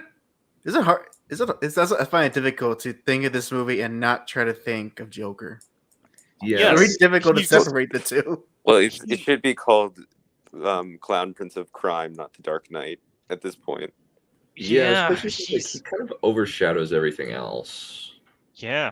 I guess that is definitely, like I said, I think that's a big reason why people think that this film was so great. It didn't pay attention to like smaller but equally important plot details because Heath Ledger's freaking stole the show. And he also stole it from Batman, who's kind of sidelined, I suppose. Yes. The focal point. Yeah. I think it only feels that way, but it's never like so much attention is drawn away from Batman. I think what it really is that when you really digest this film, there is so much going on. Good lord. Oh Yeah, yes, we haven't even. It's only a little bit longer than Batman Begins. It's dead. But they can pack so much. Yeah, we haven't even talked about things like the mafia bosses all stuffing their accountant, all their wealth into one account and sending it offshore. We haven't yet gotten to the bit where Harvey Dent busts all of them. We haven't gone into the subplot with Harvey Dent and with the whole entire mayor thing. Sorry, my brain just fried in the middle of that. Yes, we haven't even gone into how the Joker planned to smoke out Batman by killing off cops until he eventually revealed himself. And we haven't even gotten into the climax of the film or the hospital scene and the hospital blowing up. Mm-hmm. Oh, and the birth of Two-Face. Oh yes, absolutely. That's a really big one. So another point of one time from Mr. Nostalgia Critic when he reviewed The Dark Knight that a good place to end the film would have been just after Harvey Dent pulled off and saw the burned coin. What do you guys think of that? I think that would have been a bad idea. I mean, no. There's still a whole lot of story left to tell. It seems like just an unsatisfying conclusion. Mm-hmm. Yeah, it feels like a forcible way to make a third movie, and all the third movie is just, instead of telling a new story and what will be a new chapter, it's just a continuation of literally all the plot threads from the second one. Yeah, no, you cannot just cut off the story after the second act or something. I think he probably had that idea because it makes dramatic sense, where the movie ends with Gotham's White Knight bringing down to his lower, then boom, Batman has now faced Joker and Two-Face in the next movie. Yeah, he was probably thinking from that sort of angle. Honestly, it sounds like something he himself would criticize if someone did that. Yeah, that's the problem with Mr. Doug Walker. He's kind of a hypocrite. And that's unintentionally, because I mean, let's face it, his reviewing skills. Unless he's been doing it for 10 years. Yeah, but look at like the stuff he was covering. They're not exactly films that really push his critique skills to the next level. No, they don't. Do we need reviews are short. Do we need a critical analysis of Garbage Pail Kids? I didn't. Honestly, I kind of want to watch that movie for a movie night. I'm sorry. Why did he cover that film? He's a nostalgia critic. He criticizes films that we have nostalgic feelings for, not things that we wish to forget as soon as possible. Well, even the nostalgia critic thing has kind of just, the gag is kind of like gone because he's now like, well, he reviews like the newest shit also. Yeah. I think I remember his one view where he describes everything eventually becomes nostalgic, giving that leg room. Oh, damn! That's just cop out. Exactly. Just going back to Begins, that cop out with Batman saying, "I don't have to save you." Just gave him a cop out reason to do something that he shouldn't be doing. Very good job. Very good job, Doug Walker. I'm sure that is going to come back to bite you in the ass really soon. Oh, he's been bitten in the ass multiple times. EFAP has destroyed him. on at least 3 occasions that I'm aware of. I am aware. I Hey, have he's- seen said. I've seen such faps. Hey, he survived the wall. I think he'll be fine. Actually, you know what? 4. I forgot about the wall. I just think of the Lord of the Rings and the dumbest Lord of the Rings moments, the League of Extraordinary Gentlemen, and Van Helsing. Oh, you have watched his wall one? I think No, they it's did. just that's just. I don't think they did. It's just that the wall review is now his most infamous review he's ever done. So what is his wall review?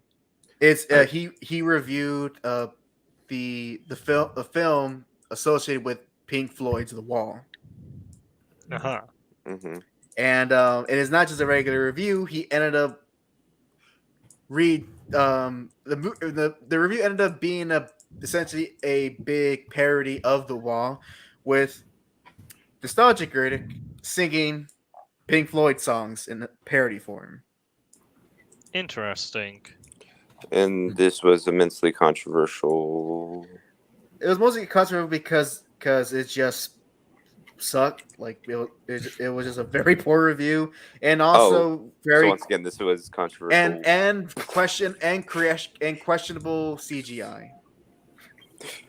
For Nostalgia Critic, once again, why is this? It's not controversial. It's just that that's a very low point. It's a very low point that he's already achieved. Nice.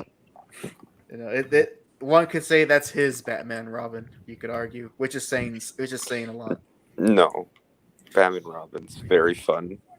I would say that sounds more like his fucking Batman Forever. All right, it's his Exorcist 2 Heretic. There you go. Or High Top Films Batman Forever. Just high top films, almost anything. No, it's his Highlander 2. There you go. Anyway, anyone else have any thoughts about this film? The Yes, courtroom back. scene where fucking the Harvey Dent gets saved by Morgan Freeman himself. Wait, what? How? I was making a god joke. Oh, Ah, Because motherfucker I pulls see. out a gun to shoot him, and then it just fucking jams. right. And then he takes it, he punches him. He's like, He made dis- in China. yeah, You're he not dismantles the American. gun. Yeah. And they actually did this. Did they actually dismiss the court right then and there, or did they actually allow Harvey Dent to continue to prosecute? I think they said I think we're done here. It's like, but Your Honor, I'm not done yet. Standing ovation. Actually, they probably did have to call for a mistrial after that. Yeah, since like when you pull out when the defendant pulls out a gun, or even like the star witness pulls out a gun, they have to do a mistrial. I do want to appreciate Aaron Eckhart's performance as Harvey Dent in this film. I legitimately think that he did a really great performance. It just so happens that another villain, and Kind of stole his thunder a little bit. Yeah. not I don't say stole his thunder, but more so that his presence was much more apparent in the film, which kind of makes sense since what Joker's role in the story compared to Harvey's. You know, he's not not really right there in the action, and he's mostly there for the tragedy of everything. But I really do enjoy this version of Harvey Dent. Yeah, it doesn't make sense that he will not be screaming in agony with how his face is scarred. I don't know how somehow instead of just getting a mutilated, well, I mean it is mutilated, but I guess a reasonably mutilated face instead of how far they went through to make it as like dear Lord, you should not be like standing and walking. I just love how the Nolan films just how they'll stay grounded as much as they can unless they don't want to anymore. Yeah. Yeah, that's huge. You see, I usually knock points off for that. It's like, come on, guys, you were doing so good up until now. What happened to the tone? Yeah. Which for me is like, to me, I was like, hey, you're making films off of comics. Comics are inherently silly. Embrace it creatively. Well, not inherently. No, It's not in inherently. it's in the definition of the word. I understand, but comics have, for I lack of better know. terms, evolved out into all sorts of things. I I I know. But when it comes to superhero comics, there is some inherent silliness to the idea. Well, Right? yes. When I'm sticking strictly superhero comics, obviously there's different genres within the thing, but I'm going strictly by superhero comics. Well, also, I wouldn't even say that necessarily. Mm.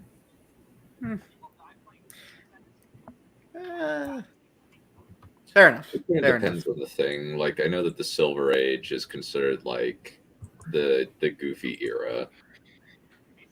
Well, Yeah. I guess Well, it's to like, give could you not make a superhero who's just very serious and very grounded?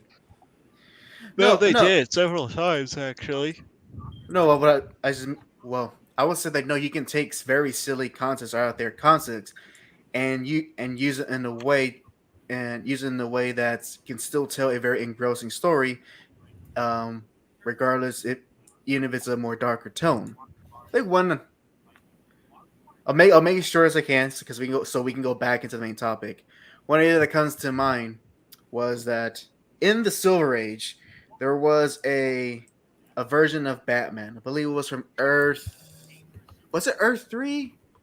No, it wasn't. No, definitely wasn't Earth 3. It was a different version of Batman who, in this version, he was actually Kryptonian. I think it was like Zurin Ra, something like that.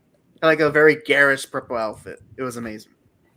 Mm. And that had a story. That had a story. It's very silly of its time if you try to read it. They cut to many years later. This is the mid 2000s, so this is actually would be going on right as this movie is either coming up.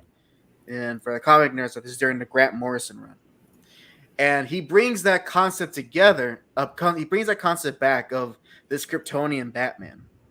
But instead of being the actual Kryptonian Batman, Grant Morrison used this very obscure Batman character to kind of mess to mess with the mind of Bruce Wayne, in which he gets kind of an identity crisis of which Batman is he, and by the end has to overcome that of which Batman he truly is. I'm sorry to interrupt you. I actually have to leave right now, guys. I'm sorry. Oh, no problem, Yeah. Hero No Speed. problem. Nice chatting with you. All right. Have a good Bye. day. Yeah. You too. Bye. Thank you. And it gets that's just an example how you can take something very absurd and use it in a way that you can still say something tell a story that's very engrossing without having to really stretch the imagination you can put it. And then I'm going a very comical example of using a Other Earth Batman. That All makes right. sense. It's a great story. But we can go back on topic. Yeah. Okay. So, like, what would you say? Like, we've talked a little, like, kind of about Joker, kind of vague terms, but what would you say, like, makes this Joker so indelibly marked in the collective consciousness? I think it is his underlying philosophy, the thing that underpins him. It's the interrogation room scene specifically. That is when we get to understand his point of view in the setting, in the world as a whole. I think personally that speech, the spiel he gives out to Batman, really resonates with people and with me, specifically because for similar reasons as the film American Psycho resonates with people. It's because it's kind of a critique of. I'm going to sound extremely pretentious when I start saying this shit, but basically it's like a critique of the postmodern world where everything is all fake and nothing's genuine, and people are just saying, or just putting on a facade of being all nice and civil, but really on the inside they're all rotten and disgusting. And this is his core philosophy. This is what he's trying to prove. It's that in a sense, the Joker is correct about the nature of humanity as a whole.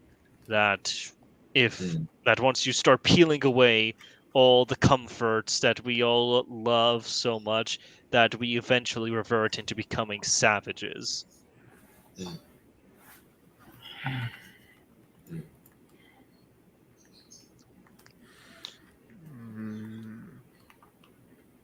I'd also like to remind it's also the acting probably, because if it was a worse actor, you would not be popular to this degree.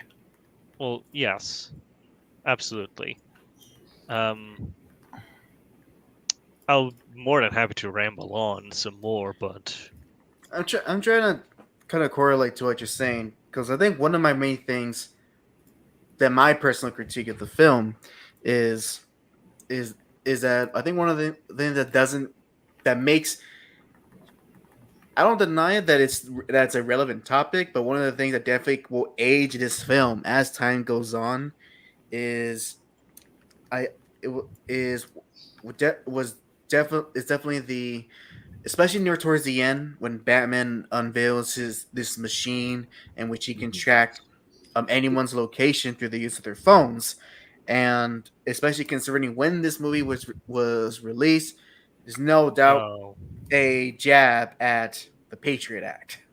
The NSA specifically. Yeah. Oh yeah, by the way, CIA agent or FBI agent, whoever's watching me right now, hello, how's your day going?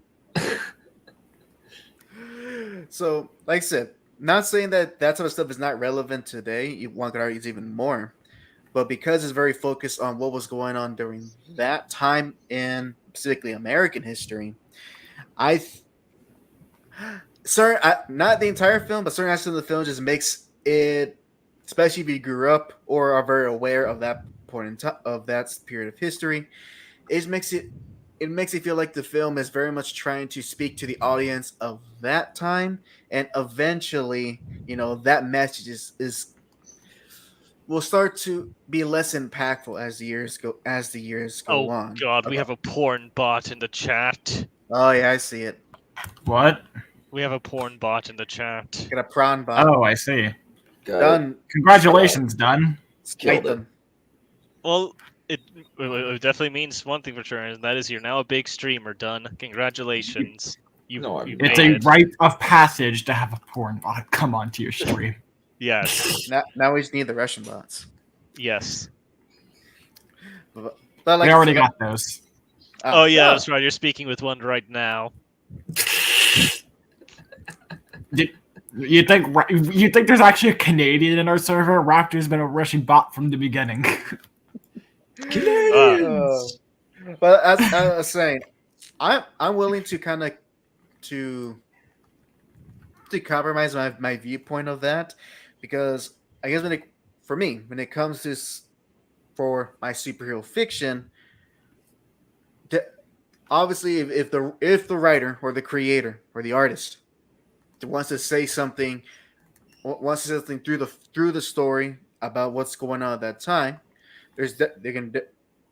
don't let them stop them. The only problem is that how well can they put it in and still keep it to something that's going to be talk about something that's more that's very much going to last, because then going just from a comic perspective, since that's really I can really draw from, as like comparing it to Watchmen, even if when you read it you can very much tell that all of Watchmen is very much taking inspiration of the Cold War, and it's given that unique setting, but that certain aspect for a time will definitely not resonate to a lot of future readers when they go back to read it. So then what are you left off if that kind of political message or social kind of message doesn't resonate with the reader or the watcher? What else is something that they can attach to that they can be entertained with? And with The Dark Knight, there is still a lot there, but take off the kind of societal message and the whole invasion of price from the government, you are kind of left with essentially what it is, a very expensive crime movie. Mm. That is very enjoyable, but that's really what it is. Now, you see, Hack, I would agree with you on these points. However, I did watch the film without knowing that context, and I think I still got a very nice experience out of the film. Awesome. So, I do agree that it's not the wisest decision to date your film by talking about topical issues. However, these sort of things can be abstracted in a manner that can become universal and not particular to one period of time. Yeah, like I think like having a surveillance state has kind of been around since what, 1984. The ancient Inca Empire, if I remember correctly. Yeah, I think it's not specifically just surveillance, it's just how much control over your life does a government have is kind of the thing. I feel like Yeah, that's not something that's going to get worse or better as things go on. It's like as we get more and more ways to control people's lives, it will always be an issue. Yes. Which is I'm open to. Oh, I'm open to being disagreements about that. I'm just hoping that that same viewpoint and that same way that you guys view that aspect of the film holds up 40 years later, 50 years later. Well, yeah, I mean, this film probably isn't going to hold up as well 50 years later because, let's be real, technology would have shifted and advanced to a point where everything that's being used in this film will be viewed as archaic. So, Well, I don't know, because pretty much everything in this film is practical. There's very little computer work here, and I kind of like they flipped an actual like truck on LaSalle Street in Chicago. Oh no, I wasn't talking about the special effects. I mean, like the technology presented in the film itself, like the gadgets that's being used. That's like saying a fantasy is archaic. Yeah. Yes. It's like not really. I mean, honestly, with what we see here in the movie, replace those flip phones with smartphones, it could easily be seen as today. Mm-hmm. Oh yeah, I suppose. Yeah. I mean, I recently watched American Psycho, by the way, which is why it was on my mind. And yeah, the technology gap isn't that significant. Yeah. So, this is why I'm hoping that, because again, to go back to Watchmen, because the Cold War, the setting that it has, and was definitely inspired because when it was made, I'm sorry to interrupt you, Hack, but I actually have to go right about now. It was nice chatting with all of you. Same here. See ya. All right. Bye. See ya. Well, we get the fewest people to talk about the worst one. Oh, but to kind of finish that point, then we'll definitely move on. Okay. What I was saying was that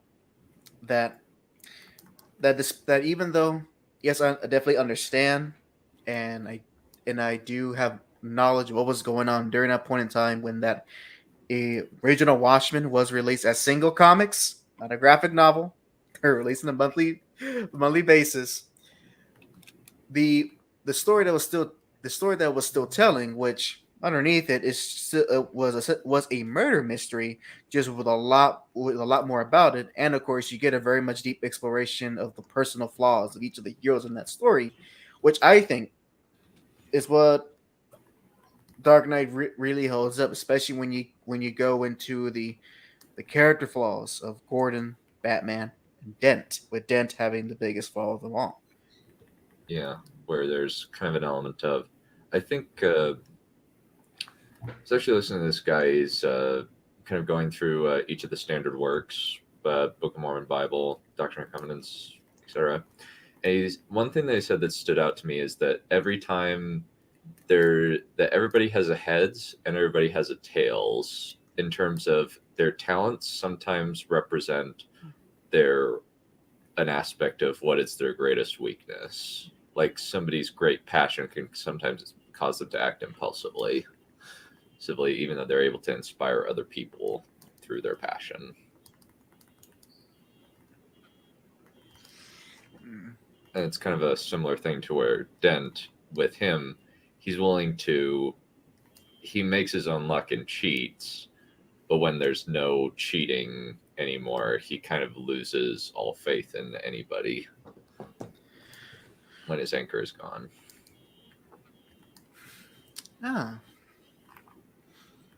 Yeah.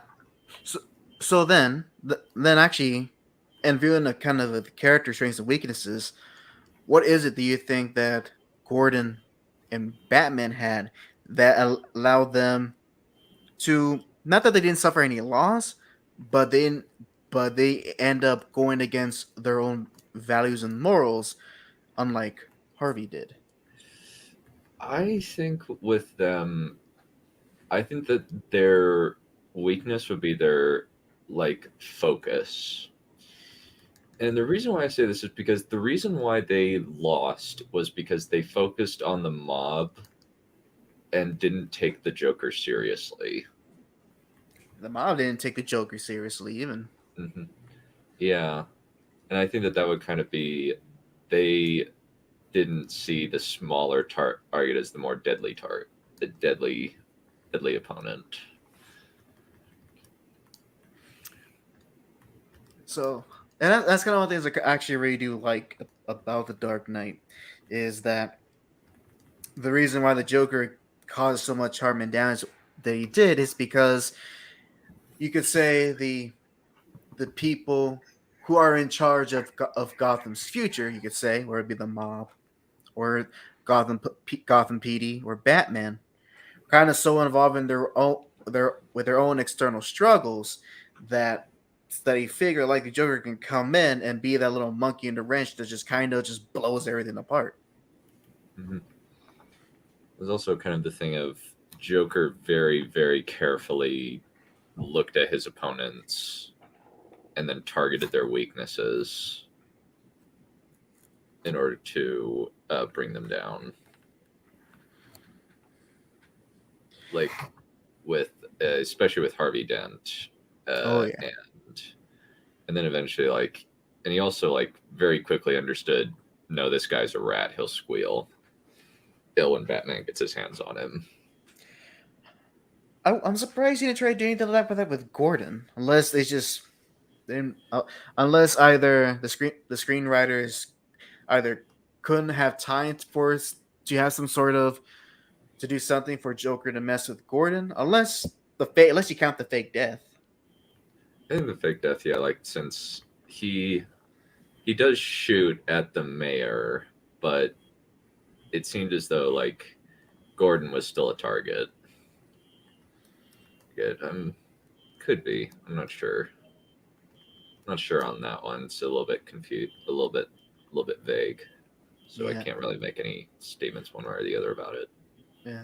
Because then that'll be a shame, because then it'll be kind of get the inspiration from how, back to comics again, for the Killing Joke, where in that story how Gordon really was the one that which despite the Joker, what was it? What's that word?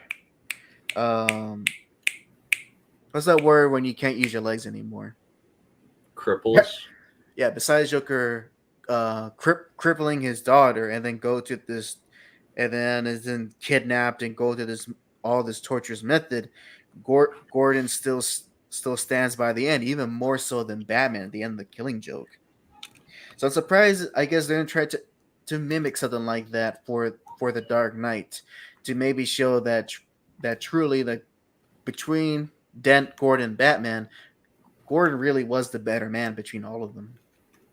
Mm-hmm. Yeah. Kind of especially in the end where Batman breaks his one rule and jumps Harvey and kills him for all intents and purposes. We just say okay to get a little lighthearted. We just say shenanigans that Batman actually survived that initial fall from the party. Yeah, definitely shouldn't. I can agree with that. If he was slowed down by a grappling gun, I'd be like, you know what, fine. The fact that he crushes in the car, it's like, come on. It's like freaking it makes the armor from the Batman look obsolete by comparison. Yeah, And I think maybe they tried to get away with that because it was established in the in the verse Batman scene where you get to see Scarecrow of how how I guess his clothing is so heavy that he can literally land on top of a vehicle and just utterly crush it. in which case his bones would be shattered. Yeah, which I- although which is funny because when he tries to rescue Rachel, he's supposedly in the new suit, which is lighter. Yeah, I did have a clip for that one. That's death. Yeah, that guy wouldn't be moving.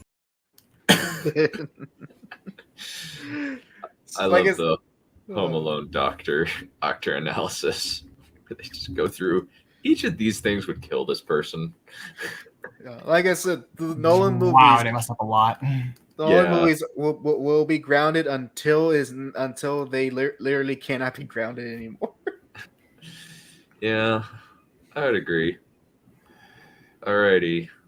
I think it's kind of been a little bit vague and all over the place, but kind of that's the thing about these movies. There's very little that hasn't been talked about to death, and I think we at least got some interesting topics out of it. Yeah. Now we get to the start of Christopher Nolan's losing streak, the close of his former winning streak, and now we're into his losing streak. Oh, I thought you meant like his filmography. I thought when you said losing streak, I thought you meant like his filmography in general. And I was like, yeah, you didn't like Interstellar or like anything post Dark Knight Rises. I think Interstellar, I found it entertaining, but then I kind of start thinking about it, and it's just like, you know what? There's a lot wrong with this movie. And Tenet? The thing I liked most in it was the robot. Yeah, the robot's cool. And completely practical, too, which is really impressive. But there's a lot of, like, love is the key to figuring out the interstellar travel. Christopher Nolan, sawed off. Hey, man, love is powerful. Don't judge. Having black holes theoretical physics powerful. Metaphysical physics powerful. Having black holes be a weird super construct was like, mate, we know what the fuck a black hole is. We know how they're made. Yeah. But dying stars. But Indeed. DKR, unfortunately the lesser DKR. Yeah. Oh man. There's so much wrong with this plot. Oh, how about this? I can start with something like very light because it's just something only I care about, and it does not matter in the grand scheme of things. So I'll say it here. How hard was it to actually have Bane be Latino? I just wanted that. I was like, come on. No, he has to be Middle European so that he can go with Ra's al Ghul, I guess. Like it doesn't matter in the grand scheme of things, but I was like, it's like one of a very iconic looking Batman who even by this point was a fairly new villain, fairly new. And the only justice he's ever gotten is in the cartoons, which even then. Okay, but that's just a fanboy nonsense. So that's for the actual problems for this movie. Yeah, it is kind of impressive. I do think that like in terms of like his physique, Tom Hardy is multiple brick outhouses. Oh yeah, I'm glad they do get that to show that he's a massive. He kills somebody with his hand that like just chokes out a guy with one hand. Got his moves from wrestling, apparently. Yeah, Or just when he puts his hand on Krennic's shoulder and he said, "Do you feel in charge?" Wait, do you? Oh, I will say this: when it comes to Bane, obviously he's not going to be villain that's going to be up to par for what Ledger, even type of character Harvey Dent was in the second one. But would you think it was a good? But would you say that he was a good choice to kind of a villain to end off of, with having a character who most famously broke the bat? No. I would say yes, and in that sense, as well as the fact that he's the first like physical threat that Batman has really faced in this movie that's superior to him. At least like Ra's al Ghul is like kind of equal to him in terms of physicality, but by virtue of the fact that Bane is a monster. Like he's so big that I'm just not sure that's a good reason to end on him. I don't know either, but it's kind of I think that like I think one problem with this movie is that they kind of try to bring it full circle, but it doesn't quite work. Yeah. Honestly, Bane, not only as a character but the movie's plot, would have been so much improved if did not have to tie back to the League of Assassins or League of Shadows.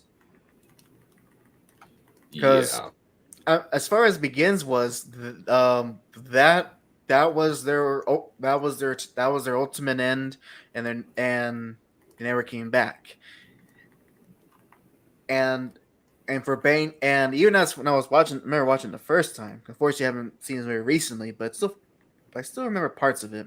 And even when I was watching the first time, because keep in mind, I really do enjoy Bane as a character, and in my personal opinion, I think Bane has been given so much in injustice to other adaptations that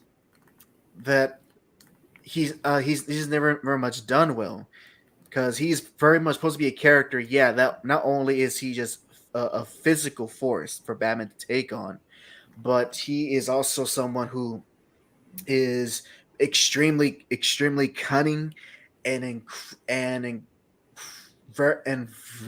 very much strategic in the way Batman is. And so combine those together, you get a full force to be reckoned with, and you almost get that here in The Dark Knight Rises. But then all of that tenacity and all that intenseness is taken away when by the end he's just essentially just another he's a smaller player. He's a henchman. He's a very buff henchman instead of being his own thing. Yeah, kind of like how not quite as bad as it was in Batman and Robin, but it's pretty close. But at least before that reveal, he definitely was a highlight of the movie, especially once you get past his weird voice. Yeah, I think that there's some nice things about. I do like the fact that they kind of like amped up the voice and kind of tried to make it a little bit clearer in post. But yeah, there's some weird stuff with the voice. Oh, sometimes it becomes weird. You're referring to the scene where he's with what was that gentleman's name? Aidan Gillen. Where he's with Littlefinger from Game of Thrones. He's with him, and when you hear him hear him speak, all I can think is when I saw that scene, I was like, "What is he? Does that little mask give you reverb on the voice? What's going on?" Because he's just so much louder, and then the way he speaks, what's supposedly in a small room and using the normal voice, and nothing's implies there's any type of audio device in his mask thing, so it just kind of comes off weird. Man naturally speaks with a reverb.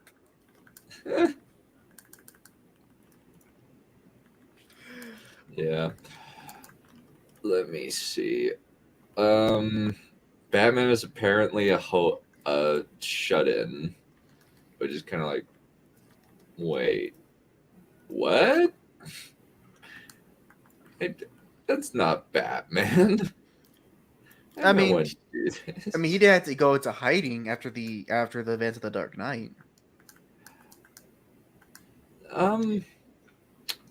He did go into hiding, but it's kind of like it kind of just seems like he just gave up, and then crime just abruptly stopped happening. Actually, yeah. Now that I think about it, you would think that there would be, because it's not like the mob bosses went away; they're still there. So, what? Wouldn't Gotham be in a worse place than it is showcased in the film? Probably. And I can understand maybe that combined with what happened in the Dark Knight and the death of Rachel, I could totally see I can understand a Bruce Wayne suddenly cutting himself off from the world and laying very, very low. So that part I'm not too bothered with, because at least with this version of how it shows a Bruce, it has shown that if he wants to go away, he will. Mm-hmm. So I don't very see much as out of character. The weird stuff with his ligaments being gone from his leg and being abruptly fixed by a magic leg brace was kind of weird. I still thought that was. I thought that was bullshit. It was like because his putting on this brace and already even a specific part of the extreme part of the muscle's gone, but put a brace on he's back in fighting capacity. I'm like, okay. Yeah, it's kind of like, Mr. Nolan, I know that you're a relatively smart man. However, I can't buy the fact that you don't seem to know how basic medical procedures or basic economic procedures work in terms of the stock market fraud thing that happens. So that one actually I'm not too familiar with. Keep in mind when I last time I did watch that movie, and I was very young, so I have a very loose understanding of the stock market. But I have seen many people kind of roll their eyes during that scene with Bane in the stock market. So explain to me, because what's the grievances people had with that scene? Okay, so the main reason why the stock market thing doesn't work is because it's basically saying, oh, Batman loses all of his money in one day because of a stock market crash that was incited by a group of terrorists. Wall Street would void every single transaction made that day. And also that just shouldn't be possible. Well, it also takes days to process. I've done stock trading. It takes hours to days to process those transactions, especially if it's that big. But and also, wouldn't that make sense that Wayne Enterprises would have investments in a lot of places and not just one? Mm-hmm. So like, it's not like, oh wow, okay, wow, yeah, like, okay. There's no way that would work from just even my basic understanding of the stock market. Same here. Good lord. Does he not have savings? Yeah, wouldn't the Wayne family have like some offshore bank account where you can literally just write that in? Oh, it's like Alfred could say like, we lost all our money, Bruce. It's like, don't worry, Alfred. We can use our offshore savings from whatever country. You literally. That's why we say this. It's like basic economics 101 fail. Oh dear lord. It's like Christopher Nolan, have you never used the stock market ever? We literally see Alfred has his inheritance in the first movie. You clearly have more than just stocks. What about bonds? Oh my god. War bonds. Bruce Wayne's family is just super rich off of war bonds. The mortgage on Wayne Manor. I mean, that has to be worth something. Who says that there's even a mortgage? They probably just own Wayne Manor. Oh, you know what? You're probably right. They probably got it made themselves. They didn't buy it. They just like, want a manor. This is what happens when you ground things so much. You have to like. This is one thing. I forget which comic writer said this. I think it was either Grant Morrison or Mark Miller. But pretty much one of them says that you don't want to get too caught in the details so much that you're questioning who put air in the Batmobile's tires. But this isn't even that, mate. I know, but that's the thing. Like, you could find a way for somehow the stock market crashed again, and not have to involve Bruce Wayne losing his money. Well, here's the thing. I think there's a better way to do it. It's just get him the sued to hell. Sue the bastard to hell. That is how really big rich people get fucked. Is if some really bad lawsuits just screwed him over. And multiple lawsuits all at once. Yeah, technically, but it's just like they couldn't figure out a way to get Talia al Ghul or Miranda Tate into the plot, other than have a contrived way for Bruce Wayne to lose all his money and have Evan force him to bring in an angel investor. I still think her death scene is just still hilarious. It is really bad, yeah. It's surprisingly awful. Like you could see where Nolan's like, and death. And cut. All right, that's a wrap. You want to do another take? Nah, we're good. Yeah. The bitch is dying. It doesn't have to be good. Speaking of femme fatales, honestly, Catwoman was wasted in this movie. I would agree with that. Yeah. I think it's mostly comes to the fact, like the actress Anne Hathaway. I think it was a good choice. Reasonably attractive woman. She'd be able to fulfill the physical role of Catwoman, but just what they were given to her, she honestly just didn't really stand out. No, she didn't. And also, like, just this might be just me, but kind of like, why is she wearing heels? And then there's obviously she's obviously wearing flats later in the scene because she can't fight in heels. You know why, Dunn. You know why. Hey, look, a woman can do anything if the heels fit right. I'm just saying. It's like, I imagine some of the characters that fight in my stuff wearing heels, even though I know they shouldn't and can't if they want to do jack shit. It's just a weird thing to imagine them without heels. I'm surprised that's one thing they try to keep from the comics. They could have just put her like in heck. Even by when this movie came out, even comic book Catwoman wasn't wearing heels anymore. She was like wearing very stylish boots. So. Yeah, there's also like what is it? Just like the fact that she's in like the Dent Act somehow non-segregates prisons. What? Oh, I forgot about that. How does? Oh my god! That's a good. Like what? Honestly, what happened? Like what? I would love to be that fly in the wall and see those screenwriters and go, "What the heck happened? What did the writers' strike from a few years ago was really that bad?" Yeah, I guess so. Even though, like, technically they shouldn't have been affected by the writers' strike.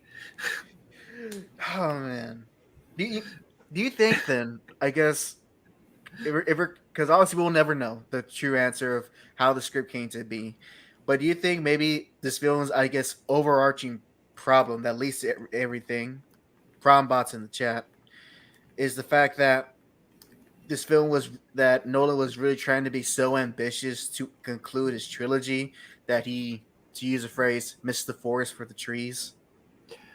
Possibly. I know that like he's very much trying to do a lot of high concept stuff in this movie, like mixing A Tale of Two Cities in with the I think it's No Man's Land and I don't know what the other one was for the other movie that was used with this one, but the other comic that was a primary inspiration. But a lot of this is like Tale of Two Cities, French Revolution stuff, where the poor eat the rich.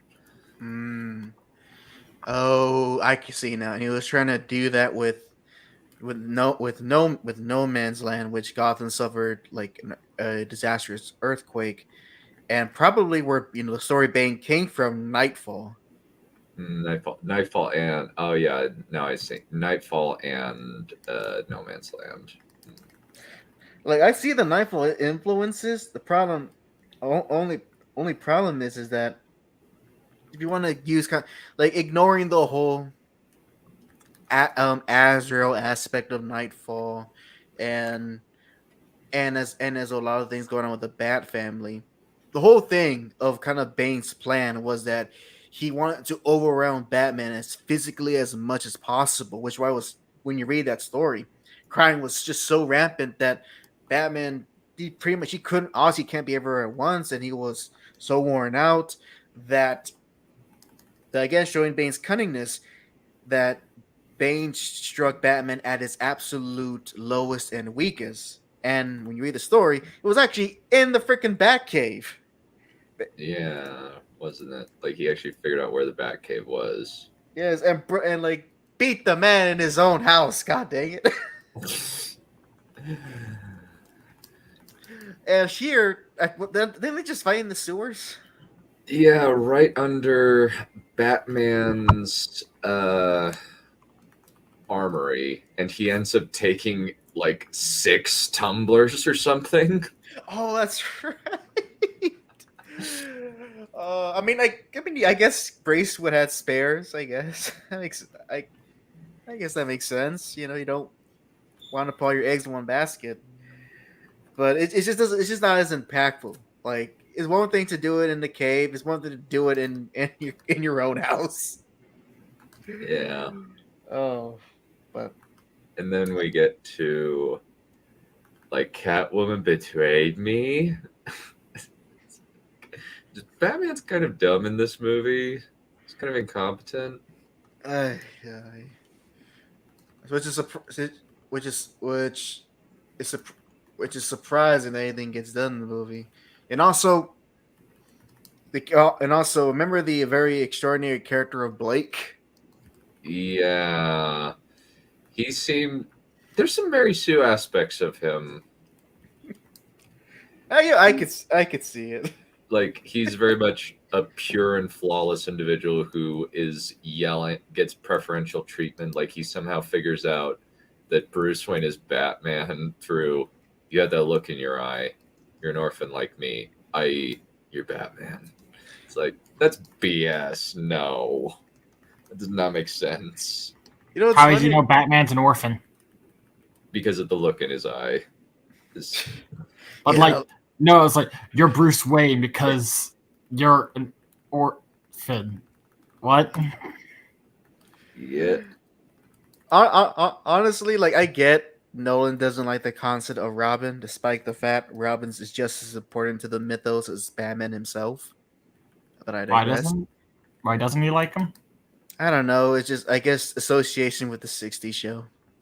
Or the corruption of the innocent stuff.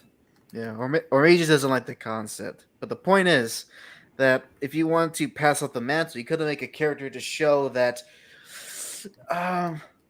that you could reasonably see him have the potential to be the next Batman. Like I still don't get how Bruce Wayne meets this guy for the very first time. And yeah, he has definitely the heart and passion, but Bruce Wayne took up him a long time to get to the point where he was as Batman, and all of a sudden it's like, here's the keys. Good luck. Oh, like if they wanted to do a pass of the torch thing, honestly, I think they probably just didn't do that at all. Yeah, since he doesn't have, he maybe is like cop training, but here's the thing: cop training is like what, tier 3 in terms of like combat training that you're going to get in terms of hand-to-hand stuff. Like if you want to get like sense like jujitsu, that sort of thing, you also want like Krav Maga and like training or like whatever the Navy SEALs work, because that stuff's brutal on your body. Like they go to town on your body. Not quite as bad as say a Spetsnaz, but that's because Spetsnaz are crazy. Yeah, so honestly, I think the worst part is that with Blake, he was very much an inoffensive character. It's not like I hated him, but it was definitely a why are you here? It seems as though like they were trying to say, oh, he's a good man who comes in to fill the shoes of Batman, but they didn't give him any flaws, and so he kind of just feels bland. He doesn't necessarily feel overpowered, but he kind of acts as the person who questions the other characters in the movie, especially Gordon, when Gordon really didn't do anything wrong. Oh heck, you could even isn't what it's about. This is rewriting the movie. I guess if you want to keep that Blake character in, number one, I think you could just rename him to what's his name? If you don't want to do Robin, Jason Todd. No. Jean-Paul Valley. Oh, okay. Then you call him Jean-Paul Valley, and maybe you could have done the thing like an actual Nightfall, or maybe Batman, like first act of the movie, he trains him to take his role. He's out there busting heads, taking names, but it shows that he's uncontrollable. He's very violent. He doesn't hold back. Mm-hmm. So you get this what's been this very corrupt version of Batman. Mm. It's rewriting the entire movie, sure, but you get to do something with the character. That probably would have been what was needed, because there's way too much stuff happening. Good set pieces, though. And it says the movie is kind of dumb in this movie. Yeah, good set pieces, though. I'll give it that. Yeah, there is definite like craft. The only thing that's really wrong with this movie is the script. Everything else is pretty fun, I'd say. Did Bale give off the impression that he was just kind of done with Batman this movie? Yeah, he feels tired throughout the whole thing. Which I guess maybe that was the intention, and he probably did it a little bit too well. Yeah. Also, like breaking the back to fix the back that scene. Oh my god! I forgot about the Lazarus pit. Oh my. Wait, there's a Lazarus pit in this movie? A metaphorical Lazarus pit. I was about to say, I thought it was a very active thing not to include the Lazarus pit in the previous movies. Why would they add it now? Oh, and also what Victoria said about being so accelerated, I just forget one of the biggest plot holes of the movie. How did Bruce Wayne get from whatever the Lazarus pit was, it's a godforsaken country, all the way to Gotham? Because he's Batman. No, not really. I don't know. Like, how much would it could be a scene where, like, it's established in The Dark Knight that he knows some smugglers that can have a plane for him. They could have done a scene where he just makes a call or something. And then he spray paints gasoline in the shape of a bat on a bridge. Oh, I thought it was on the building, but no, it's in the bridge.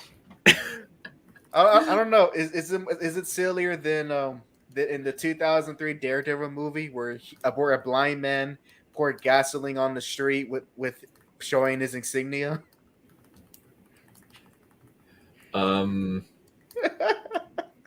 Well, he didn't need he just put it on the floor. He didn't need climbing equipment. And it wasn't the size of like it wasn't this, like the size of a small plane. Oh, speaking of planes, that opening scene, like it's cool, but I still question if that's something that's just can happen. Like it's like there's a special disbelief really pushes in that opening plane scene.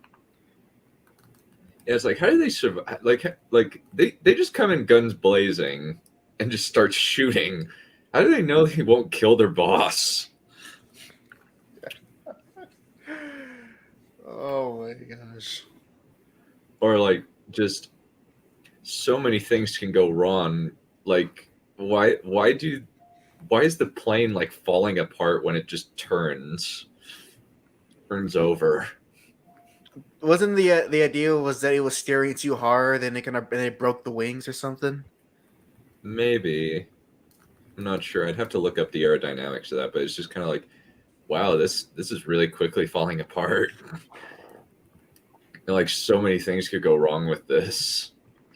Also, why would they like leave one of their own in the wreckage? That doesn't make any sense. No. It's all part of the plan. All right, it's all part of the plan.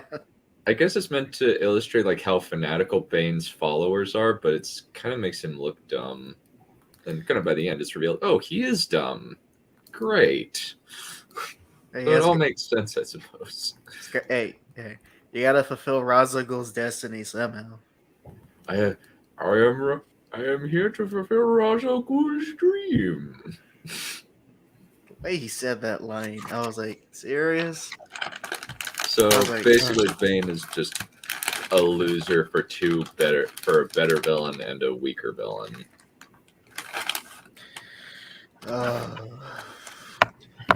So much wrong with this. Like, I just can't get over like I think just like all it takes for him to get out of the pit is just don't use the safety harness. Then he gets out. And I'm just like, how did a kid make this jump if a grown man who is at least twice her height struggled to make it? With love. Hillary Duff With love, song? you can get anywhere. No, she dreamed it.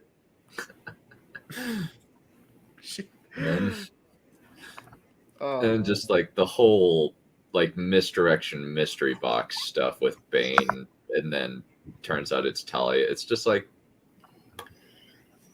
it would have worked out much better if Talia was not in this movie at all. Yeah, because then you got three villains in total. You got three villains in total to focus on. I mean, or if you want to consider Catwoman a villain, which traditionally she is, and one of them is really only a threat. The other is just kind of there, and then you include this original character who even when I was watching, I was going, is like this original character. I wonder if this original character made for this movie is gonna somehow turn out to be someone we know. Oh, look, it's Talia all along. And I said I called it, but I am gonna say that there's no way they're gonna have such a known character do something important and not be revealed to be, oh, it was this character from the comics. Yeah, I think a big part of that is because, like,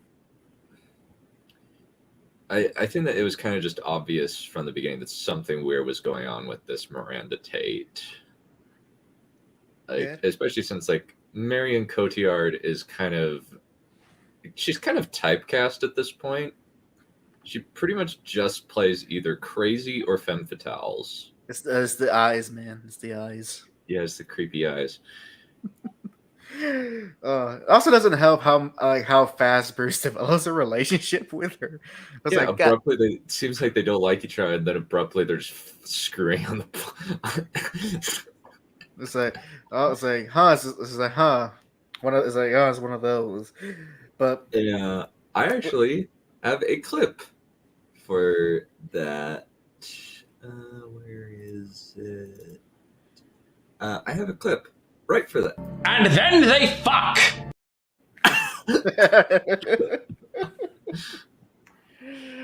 I'm pretty sure they only did that because Talia does have a genuine romantic relationship with Bruce in the comics, and they said we have to. That's a big part of her character. We something you just can't ignore. So they probably like maybe they should have gone with that angle. Then maybe she genuinely thought she could have seduced him to reconsider going a part of her plan. At least that would have made some sense of why she was very much trying so hard to get after Bruce instead of being like, "Aha, no, like my feelings for you were fake. I really wanted just to kill you." Even though she probably could have just done it earlier and made it look like an accident because he's clearly a recluse. Well, actually, I beg the question: why didn't she try to kill him earlier in the movie? Because they wanted to twist the knife and make Gotham die, even though it's like Gotham has fixed itself. Even though, actually, kind of goes back to the weirdness in what is it? In a Batman Begins, where Ra's al Ghul says, "We tried a new model, economics, Economics, and they created the problems in Gotham." Even though they're like saying that they're trying to fix the problems in Gotham and cleanse it. We will fix the problems by creating them in the first place, Bruce. Yeah. It is your destiny. And then like now the problems are fixed ostensibly, even though like, okay, the Dent Act apparently allowed mass incarceration of hundreds of criminals in Blackgate Prison. I'm not gonna lie, that police march to the fight of the criminals, it visually looked cool. Yeah, it looked very cool. The whole thing of send everyone into the sewers with no line of retreat. Oh god. Just everything. It's just like they couldn't figure out a way to get the police out of commission. So, and just the whole thing with like rent, like demanding supplies, I suppose kind of makes sense, but also we're just gonna kill the only guy who can defuse the bomb in front of everybody, and that's not supposed to start a panic. I think this really is it really is trying to be spectacle over what was it, over substance? Yeah. Which it's just so bizarre considering how intricate they try to make the Dark Knight that they will go in this direction for Rises. It's just so bizarre. Yeah. It just seems as though they kind of ran out of creativity and they were locked into. They kind of like lost a lot of like their ideas after the tragic death of Heath Ledger. Do you think they maybe had plans to bring back the Joker? I think that they probably did. I think like I heard somewhere, this is unverified, so don't quote me on it, that there was going to be something about the trial of the Joker in this movie, for the third movie, but those plans were unfortunately derailed by the tragic passing of Heath Ledger. I also just kind of find it weird how the Joker's not even mentioned once in this movie. No, the only thing that's really mentioned from The Dark Knight is Rachel and Harvey Dent. Yeah, Rachel and Harvey Dent. Which I just feel kind of odd. Yeah. Yeah, it just seemed like Batman and Catwoman's relationship is so forced. It just kind of like, I don't believe they're a couple at the end, and also just Batman like just went around, jumped out, made his way back to a cave or some kind of alternative transport, and just let the thing fly out to the middle of nowhere. And then it blows up, and Gotham will suffer several years of nuclear fallout. Yeah, thank you. That also came to my mind when I saw. I was like, it's a nuclear bomb. Yeah, Batman got away out of the vicinity of Gotham, but I'm like, there's not like gonna be no consequences. Yeah. And I then don't know, mate. I think the health care will become cheaper and things might actually become better for Gotham. Or just people will, or it's going to be Hiroshima and Nagasaki 3.0. Oh boy, Gotham becomes a hot zone. Yeah, or and like it just now and now the Wayne Manor's a orphanage for a bunch of kids who are probably going to go eventually going to find the Batcave. Wayne Manor is now like a bunker. It's a fallout shelter. All I could say is also is Donald Blake, man. He got the short end of the stick of getting the Batman. Now he's gonna deal with a city that's in shambles because of the nuclear fallout. Yeah, he's gonna have to deal with, even like though this is a realistic Batman, he's gonna have to deal with like Killer Croc because the radiation is gonna mutate the crocodiles. Oh, that's right. They made a jab about crocodiles in the sewers, didn't they? Yeah. Oh. But yeah, overall, this movie falls apart pretty bad. It's not, and it's honestly not even like a movie you can enjoy it for the spectacle, because so much of it hinges on making sure that you follow along the plans of the characters and the motivations. So it doesn't even have that excuse as to be enjoyed. I wonder what this is too. Probably the nuclear fallout. Probably the Killer Croc. Yeah. The final thing is just the conclusion of this. It kind of like follows the trend of trilogies, unfortunately, where good, better sucks, with very few exceptions. The only ones that I can think that are relatively like consistent is Back to the Future. Like Back to the Future is like fairly consistent quality throughout. Which is very hard to do, especially considering the type of movie it is. Yeah. And kind of, or the other one is Lord of the Rings. Toy Story has kind of lost its trilogy space by virtue of Toy Story 4, unfortunately. Oh, God. But before Toy Story 4, it was like pretty solid trilogy. Sopranos? I don't, no, not Sopranos. I'm Godfather. Maybe? Isn't Godfather 3 kind of a stinker? I mean, I heard it was unfavorable between the first two, but it's not like downright terrible. Spider-Man. First two are good. Third one's bad. I think the third one's underrated, and that's my sincere opinion. I think it's entertaining. I just don't think it's very good. Toy Story is a trilogy, and you can't change my mind. Worst part about that is I saw 4 in the theater, and I was trying to get along with this going. Like I was trying to go like, okay, this movie is like a big epilogue, you know. Try to give it that benefit of the doubt. After watching it, and thinking about it, I had to finally admit, it's like, no, this movie just sucked. Toy Story 4 is absolute garbage. Fucking hate it. I have not seen it. I don't even know what happens in it. I'm just like, nothing of significance happens. That's what it is. Do you know how people don't really like Toy Story 3?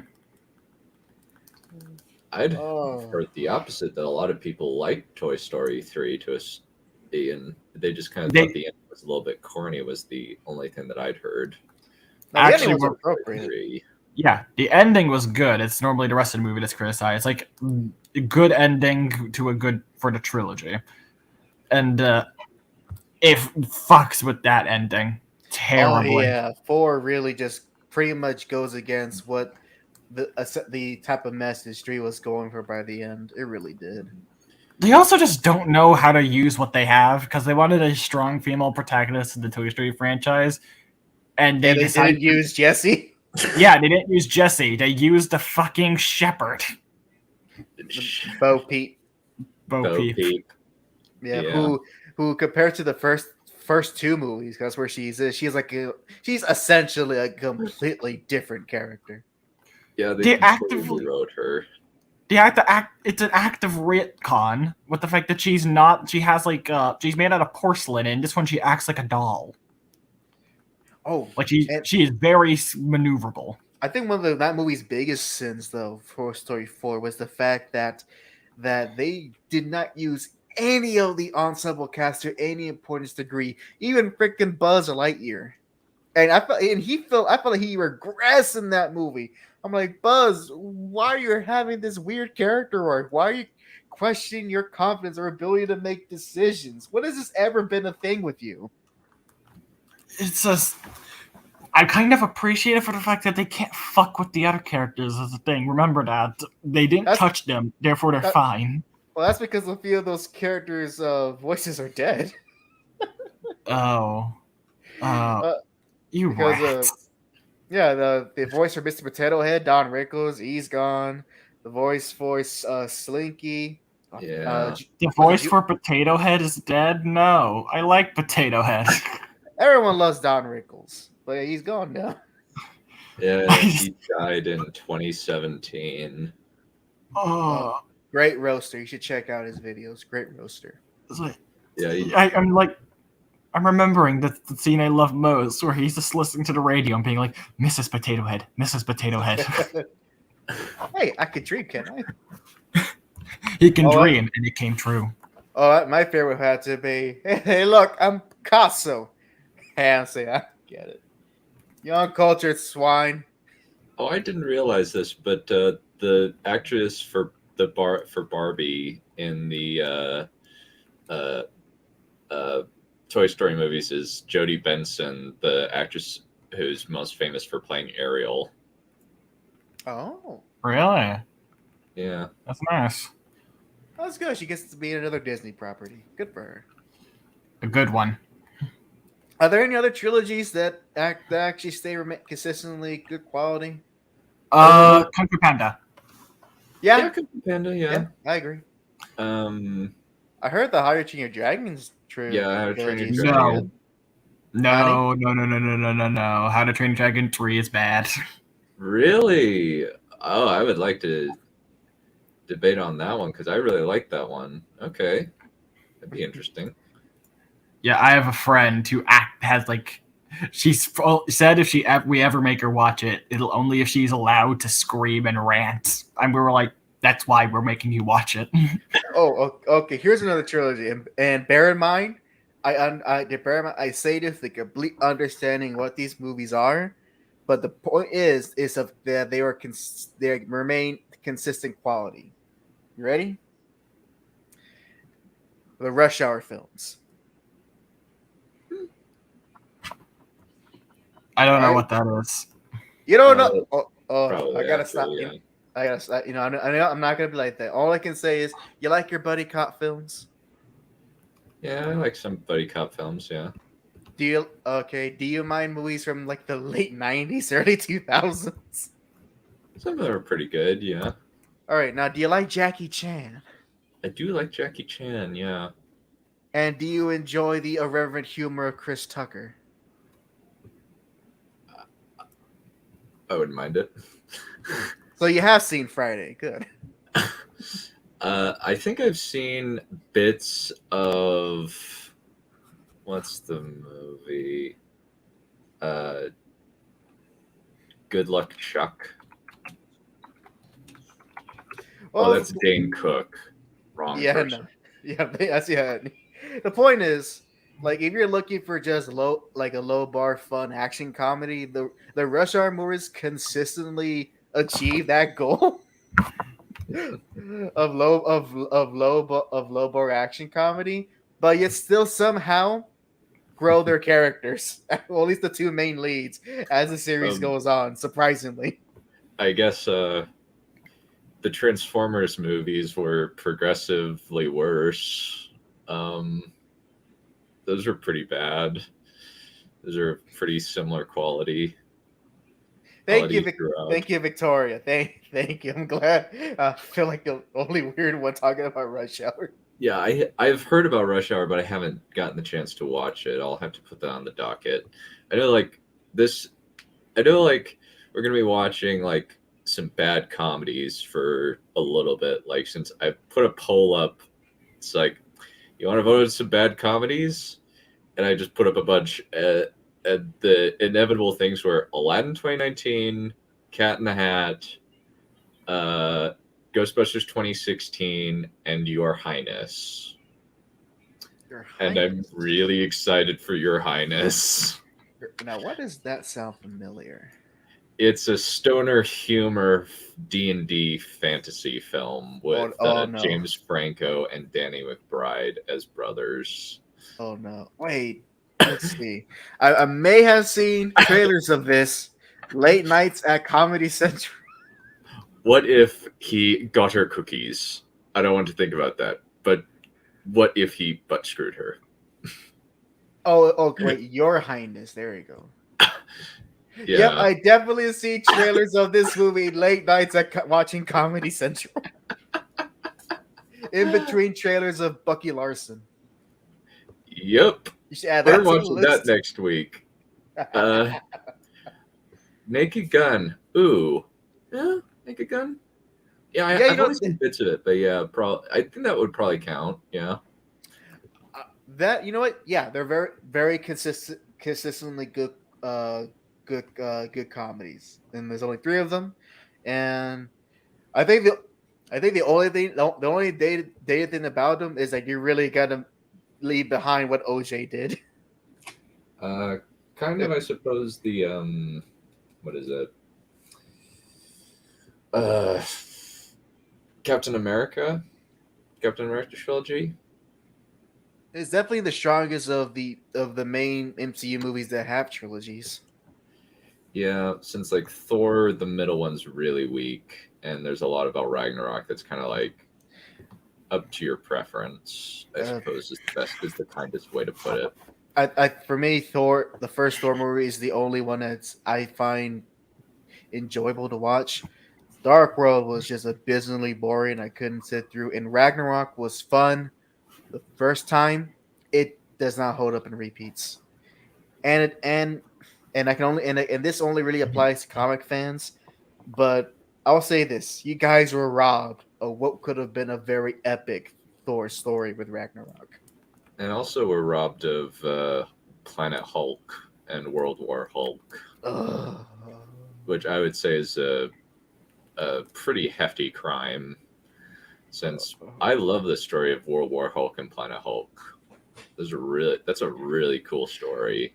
But freaking Universal, todo eso, yeah, because Universal are dicks.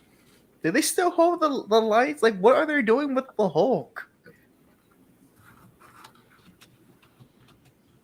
Like, are we gonna finally get that movie where it's like, hey, remember that scene at the end of The Incredible Hulk where Bruce's blood? They have finally gotten it.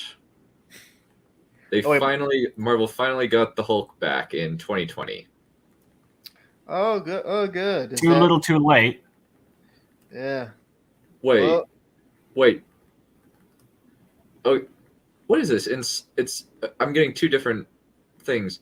Marvel now owns the rights in 2020, anyone, and then Slash Film says Universal Pictures currently holds the movie rights. What? 2 different. What? Let's see. Give me some consistency. Rights to Hulk. Maybe they both have different rights to the Hulk.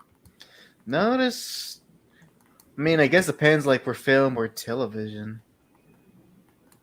Yeah, it's just film distribution rights, as far as it looks based on a brief Google search. But I guess in 2021, um, uh, uh, From what I'm reading here, it's fine. it seems like it seems like they just hold the movie rights, but anything else with the Hulk, Marvel could legally do. Yeah, so they could just make a Hulk TV show and be I mean, fine. I mean, they kind of are with She-Hulk. Yeah. Yeah. I'm hoping that's good. I love She-Hulk. It's not gonna be. You know that. I know. You know it in your heart to be true. Do not hold that hope. It'll be painful. Yeah. It'll be all right. I literally have not seen any of the other Marvel shows, so I'm good. Neither have I, but they still hear the cringe, and the cringe is painful. Yeah, you got what is it? WandaVision, Loki, Falcon, Winter Soldier. Yeah, Falcon and Winter Soldier is Hawkeye. really bad. I saw 2 episodes of it and was like, yep, it's going to shit. And it kind of looks like the person playing She-Hulk is kind of just an unknown TV actress. Kind of an unknown. She's done a lot of work, but it seems like most of it's like obscure work. Like she was on Parks and Rec and Orphan Black, Perry Mason, that sort of thing. I see. But Well, who knows? It has a statistically small chance to be successful, but small nevertheless. But to actually go back to Batman. Oh, because I'll give kind of my concluding thoughts on the Nolan trilogy as a whole, and a point to say is that overall, while the trilogy couldn't hold a consistent standard all the way to the end, there is very much the a standard of superhero movies that they set the bar for. And there's no doubt, at least going just by the first 2 movies, and maybe even a few elements of the third one, there is a lot you can observe and pick from there, which have objectively good qualities and traits for these movies that can make for a really good superhero experience. That being said, unfortunately, it seems that Hollywood kind of learned the wrong lessons from these movies, and because of that, this also helped this to an extent, because obviously it didn't really affect kind of how Marvel's ownership of their films, but certainly impacted how DC wanted to do their own properties for future films. And because of how the success and just the critical reception of the Nolan trilogy, that unfortunately crept its influence to every other DC character that does not necessarily fits well within the type of tone and groundedness that these movies attempt to portray with Batman. And because there's definitely a lot of this in Batman v Superman, like at least a lot of the aesthetic. So for me, when I look back at these movies, I do look at them with I do look at them with fondness, but not with a lot of reverence. The Burton movies, I can look with a lot of reverence. Mask of the Phantasm, I can look with reverence. Heck, the 1967 Batman film with Adam West, I can look with reverence, especially of when it was made. Mm-hmm. But for the Nolan trilogy, not so much. They're kind of just modern thrillers with a Batman as kind of a flavor text. Exactly. And it kind of feels like at a certain point, the films just kind of really try to focus on making really great villains and not really trying to make a great Batman. and they honestly failed at both by the end, which is sad because I think all they needed to do to really just make if Bane was like the son of Ra's al Ghul, it would have been kind of corny, but I think it would have worked better than having him be Talia's bitch. They just like separate from the league altogether. That too, yeah. I think it probably would have been better if he just like said like if it was just a test. He was like, the bad guy from Mulan, Shan Yu, where he said like, "Oh, you put up a wall, okay, good challenge, let's do it." I think if Bane was like that, that would have been a significant improvement. And Mexican, but that's neither here nor there. Hey, we got to have that representation in there, and especially considering Latino women are like premium peak ladies in many respects. No, I don't want Bane to be a Latina. No. Well, we gotta have Mexican, and maybe have some hot Mexican henchwomen in there. That would have been great. Actually, that would have been great. You're bringing me back. You're bringing me back now. Yeah, no, Bane has to be this being a giant, buffed out Mexican and wrestler. That'd be great. I mean, look at his initial design. What else is he other than? Yeah, he's definitely like a skull, all mask wearing luchador. He is the anti El Santo or the anti Blue Devil. Yeah. I'll say that my first introduction to Bane was the Batman animated TV show, where he was not Mexican or Italian. He was just, I don't know what the hell he was. He had a vague Hispanic accent. That's really it. But like it didn't really emphasize it too much. Yeah, I remember like he was like a cameo or something in the Mystery of the Batwoman animated movie.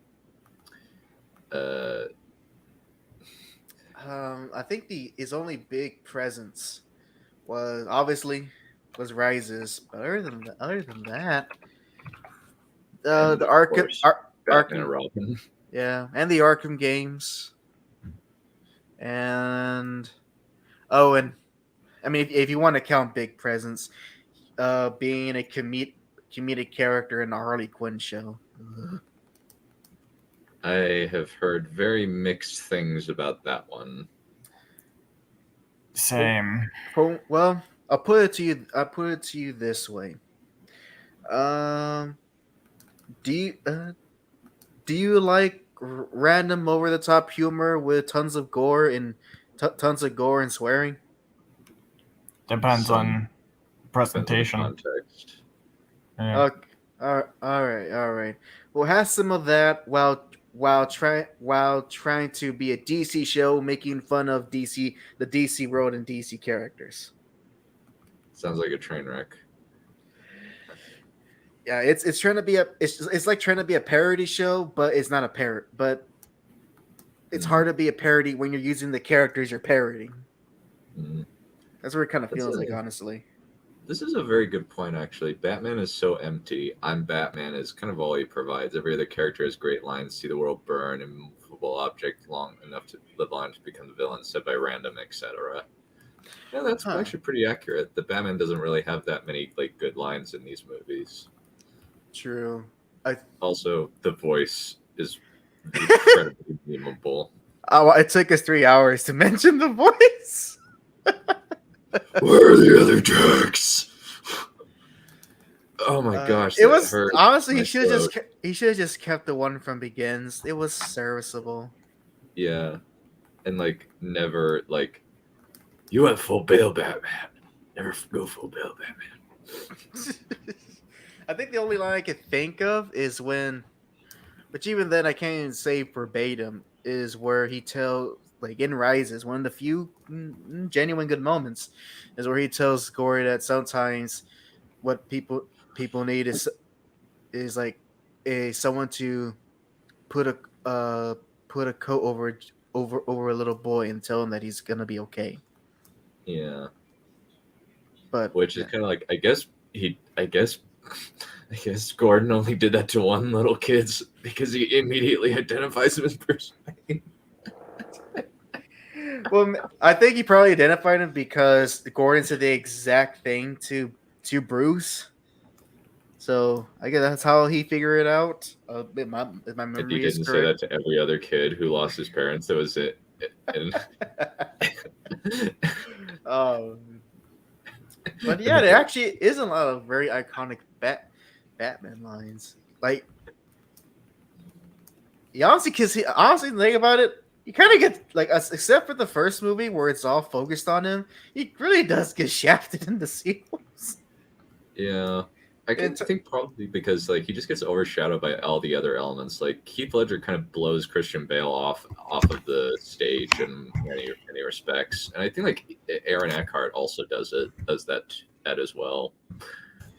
And then by the time you get to Rises, freaking Bale was barely putting it in because he's just mentally he's just done with the role. There's also kind of the element of like he's kind of overshadowed by Bane because like mostly because Tom Hardy like is mostly acting with his fate, is not acting with his voice to it as much. Oh, that's right. Like most of his like the intensity of Bane is the Tom Hardy's very, very expressive eyes. And he manages to convey quite a bit. And because there's no way that any of what Bane says is not in a recording booth, because that mask probably inhibits a lot of his voice. Mm-hmm. Unless like he has a mic inside of that thing, in which case it would sound really tinny and weird. Victoria says something else. It says, the Scarecrow kind of overshadows him a little bit. Death by banishment. Banishment. Okay, you're banished. We'll just die. Just kill us. Okay, death by banishment. I still think it was at least some funny imagery with him sitting in the judge's seat. Yeah. Even though I'm like, funny enough, when I saw that scene, I'm like, you're still around? You're still alive? It's like because like so other villains because such bigger threats, you look at Scarecrow and going, like, come on, dude. What? Honestly, Scarecrow would probably have been a better villain. Probably, it would have felt like something was coming full circle and would have been more natural.